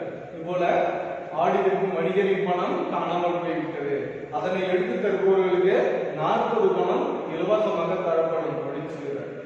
ஒரு நாள் ஆகுது, 2 நாள் ஆகுது, 3ஆம் நாள் ஒரு வயதான பாட்டி என்ன பண்றாங்க, அந்த பணப்பை எடுத்து வந்து அரசன் கொடுக்குறாங்க. அரசே, தாங்கள் சொன்ன பை, இந்த பையனை பாருங்க அப்படின்னு சொல்றாங்க. உடனே அரசன் அந்த பையை பார்த்த உடனே ஆளு வர்றாங்க. யாருக்கு? வணிகருக்கு. போய் அந்த வணிகரை அழைத்து வாருங்கிறாரு. அந்த வணிகரை போய் காவலாளி போய் அழைச்சு வராங்க. வணிகரே, இது உமது பையனை பாருங்க அப்படிங்க. உடனே அந்த வணிகன் பையை அப்படியே எடுத்து பார்க்கறான். அவனுடைய பணம் கரெக்டா இருக்கு. அப்பாடா, நம்ம பணம் கரெக்டா இருக்கு. உடனே அந்த அரசன் சொல்றாரு, வணிகரே, இந்த மூதாட்டியையும் நேர்மையையும் நியாயத்தையும் பாராட்டி நீங்கள் தருவதாக சொன்னீர்கள், இந்த 40% பணத்தை அவர்களிடம் தந்துருங்க. உடனே அப்படியே மனம் சட்டுன்னு மாறும். ஐயோ, நம்ம பையில நிறைய பணம், நம்ம பையில உள்ள பணம் அப்படியே இருக்குன்னு சொன்னா நம்ம அந்த கிழமைக்கு 40% பணம் தரணுமே, நம்ம இல்லைன்னு சொன்னா அவதான் திருடிட்டா அப்படின்னு அரசன் தண்டனை கொடுத்துருவாரு அப்படின்ட்டு. உடனே என்ன சொன்ன வணிகன், அரசே, எனக்கு பையில முன்னாடி நிறைய பணம் இருந்துச்சு, ஆனா இப்ப அதுல குறைவா இருக்கு அப்படின்னு சொன்னான். இவருடைய அந்த செயலை புரிந்து கொண்ட அரசன் என்ன பண்றாரு, ஓ அப்படியா, உன்னுடைய பையில நிறைய பணம் இருந்துச்சுன்னு சொன்னேன், ஆனா இந்த பையில குறைவாக தான் பணம் இருக்கு, அதனால இந்த பை உன்னுடைய பை அல்ல, அதை இங்க கொடு அப்படின்னு வாங்கிட்டார். என்ன சொன்னார் அரசன், உன்னுடைய பையில நிறைய பணம் இருந்துச்சுன்னு சொன்னேன், ஆனா இந்த பையில குறைவாக தான் பணம் இருக்கு, அதனால் இந்த பை உன்னுடைய பை அல்ல, அதை என்கிட்ட கொடு, நீ வேற பை, நான் வேற பணப்பை கிடைக்கணும்னு சொல்லித்தரேன் இப்போ அப்படின்னு அடிச்சுட்டாரு. உடனே அவன் என்ன பண்றான், ஐயோ உள்ளதும் போச்சு அப்படின்னு அழுகிட்டே போறான். இந்த அரசவையில் உள்ளவங்க எல்லாமே சிரிக்கிறாங்க, சிரிக்கிறாங்க. அரசன் என்ன பண்றாரு, அந்த பாட்டியை கூப்பிடுறாரு. பாட்டியம்மா இங்க வாங்க, இந்த பையை நீங்களே வைத்துக் கொள்ளுங்கள் அப்படிங்கிறார். இந்த பாட்டியம்மா அரசன் என்ன சொல்றீங்க? ஆம் பாட்டியம்மா, உன்னுடைய நேர்மைக்கு நான் தந்த பரிசு தான் இது, இதை நீ எடுத்து செல் அப்படின்னு சொல்றாரு. உடனே இந்த பாட்டியம்மா ரொம்ப நன்றிங்க ஐயா அப்படின்னு சொல்லிட்டு அந்த பையை எடுத்துட்டு வீட்டுக்கு வர்றாங்க. இப்ப இந்த கதையிலிருந்து நம்ம என்ன தெரிஞ்சுக்கிட்டோம்? நேர்மை நன்மையைத்தான் தரும் என்பதை நாம் தெரிந்து கொண்டோம். அதனால நம்ம எப்படிதான் வாழ வேண்டும்? நேர்மையோடு வாழ வேண்டும் அப்படின்னு நான் சொன்னேன்னா, இதுக்கப்புறம் இலக்கண பகுதியை பார்ப்போம். மயங்கொழி சொற்கள். மயங்கொழி சொற்கள் அதாவது நம்ம தமிழ்ல நமக்கு ஒரு பெரிய பிரச்சனை என்ன அப்படின்னா இந்த எழுத்துக்கள் தான். தமிழ்ல நமக்குள்ள ஒரு பெரிய பிரச்சனை என்ன அப்படின்னா இந்த எழுத்துக்கள் தான். இந்த ரா போடலாமா, இல்ல அந்த ரா போடலாமா, இல்ல இந்த ரா போடலாமா அப்படின்னு நமக்கு ஒரு பெரிய பிரச்சனையே இருக்கு. ஓகே, அந்த பிரச்சனைகள்லாம் நம்ம தீர்க்க வேண்டும் அப்படின்னா இந்த மயங்கொழி சொற்களை நல்லா தெளிவாக புரிந்து கொள்ள வேண்டும். இந்த மயங்கொழி சொற்களை நம்ம அறிந்து கொண்டோம் என்றால் நமக்கு தமிழில் எந்தவித பிரச்சனைகளுமே வராது. இப்போ மயங்கொழி சொற்கள் உச்சரிப்பில் சிறிதளவு மட்டுமே வேறுபாடு உள்ள ஒலிகளை மயங்கொழிகள் அப்படின்னு சொல்றாங்க. உச்சரிப்பில் பனை பனை, லா ழா ழா ரா ரா ந ந ண இவ்வளவு உச்சரிப்பில் சிறிதளவு மட்டுமே வேறுபாடு உள்ள ஒலிகளை மயங்கொழிகள் அப்படின்னு சொல்றாங்க. நமக்கு ஒரு கேள்வி கேட்பாங்க, நடனம் ஒரு டேஸ், நடனம் ஒரு கலை கலை கலை அப்படின்னு இருக்கும். ஐயோ இந்த கலையா அந்த கலையா அந்த கலையா அப்படின்னு ஒரு டவுட் வரும். அப்படின்னு நமக்கு ஒரு மயக்கமே வரும். எதை போறது, இதை போறதா அதை போறதா அதை போறதா. இந்த சந்தேகத்தை போக்கணும் அப்படின்னா நாம் எதை தெரிந்து கொள்ள வேண்டும்? மயங்கொழி சொற்களை அறிந்து கொள்ள வேண்டும். இது போல நம்மை மயக்க வைப்பதுதான் மயங்கொழி சொற்கள் அப்படின்னு சொல்றாங்க. தமிழ்ல மொத்தம் மயங்கொழி எழுத்துக்கள் எத்தனை இருக்கு அப்படின்னா 8 எழுத்துக்கள் இருக்கு. தமிழில் மொத்தம் மயங்கொழி எழுத்துக்கள் 8 இருக்கு. ல ழ ழ ர ர ந ந ண இந்த 8 எழுத்துக்கள் இருக்கு. அந்த 8 எழுத்துக்களை எப்படி உச்சரிக்கலாம் அப்படின்னு சென்ற வகுப்பிலே பார்த்தோம். இதெல்லாம் மறுபடியும் ஒரு தடவை சொல்றோம். நம்மளோட நாக்கு இருக்குல்ல, நாக்கு, இந்த நாக்கோட நுனி மேல்வாய் பல்லு இருக்கு பார்த்தீங்களா? நம்மளுடைய நாவின் நுனி மேல்வாய் பல்லின் அந்த அடிப்பகுதியை தொடுவதால் ல ந இந்த 2 எழுத்துக்களும் கிடைக்கின்றன. நம் நாவின் நுனி மேல்வாய் பல்லின் அடியை தொடுவதால் ல ந இந்த 2 எழுத்துக்கள் கிடைக்கின்றன. சொல்லி பாருங்க, ல ந. Very good. ல ந. ஓகேவா? நாவின் நுனி நம்மளோட நாக்கோட நுனி மேல்வாய் பல்லின் அடியை தொடுவதால் ல ந இந்த 2 எழுத்துக்கள் கிடைக்கின்றன. ஓகேவா? அடுத்தது நம் நாவின் நுனி, நம்ம நாக்கோட நுனியில இந்த அன்னம், அன்னம் என்ன, அந்த நாக்கு மேல பல்லுக்கு மேல வளைஞ்சு கொடுத்தீங்க, அதுதான் அன்னம்னு சொல்லுவாங்க. அந்த அன்னத்தின் முன்பகுதியை தொடுவதால் நம்ம நாக்கோட நுனியை மேல்வாய் அன்னத்தின் முன்பகுதியை தொடுவதால் ர ந இந்த 2 எழுத்துக்கள் கிடைக்கின்றன. நாவின் நுனியை மேல்வாய் அந்த அன்னத்தின் முன்பகுதியை தொடுவதால் ர ந சொல்லுங்க, ர ந இந்த 2 எழுத்துக்கள் கிடைக்கின்றன. ஓகேவா? அடுத்து பாருங்க, நம் நாவின் அந்த நுனிப்பகுதி மேலுமாய் அந்த அன்னம் இருக்குல்ல, அந்த அன்னத்தின் நடுப்பகுதியை தொடுவதால் ந ல ர ழ இந்த 4 எழுத்துக்கள் கிடைக்கின்றன. சொல்லுங்க, ந ர ழ ழ இந்த 4 எழுத்துக்களும் கிடைக்கின்றன. ஓகேவா? நம்ம மயங்கொழி சொற்கள்னா என்ன, அந்த சொற்களை எவ்வாறு உச்சரிக்கலாம் என்பதை பார்த்துக்கோமா? நாம் இன்று 2ஆம் பருவ தேர்வுக்குரிய பாடப்பகுதிகளை மீண்டும் ஒரு முறை மீள்பார்வை என்ற முறையில் பார்த்துள்ளோம். உங்களுக்கு உள்ள ஐயங்கள் எல்லாம் போக்கியிருப்பேன் என்று நான் நம்புகிறேன். நீங்கள் அனைவரும் இந்த பாடப்பகுதிகளை நன்கு தெளிவாக படித்து தேர்வில் அதிக மதிப்பெண்களை பெற எனது வாழ்த்துக்கள் என்று கூறி விடைபெறுகிறேன். நன்றி, வணக்கம்.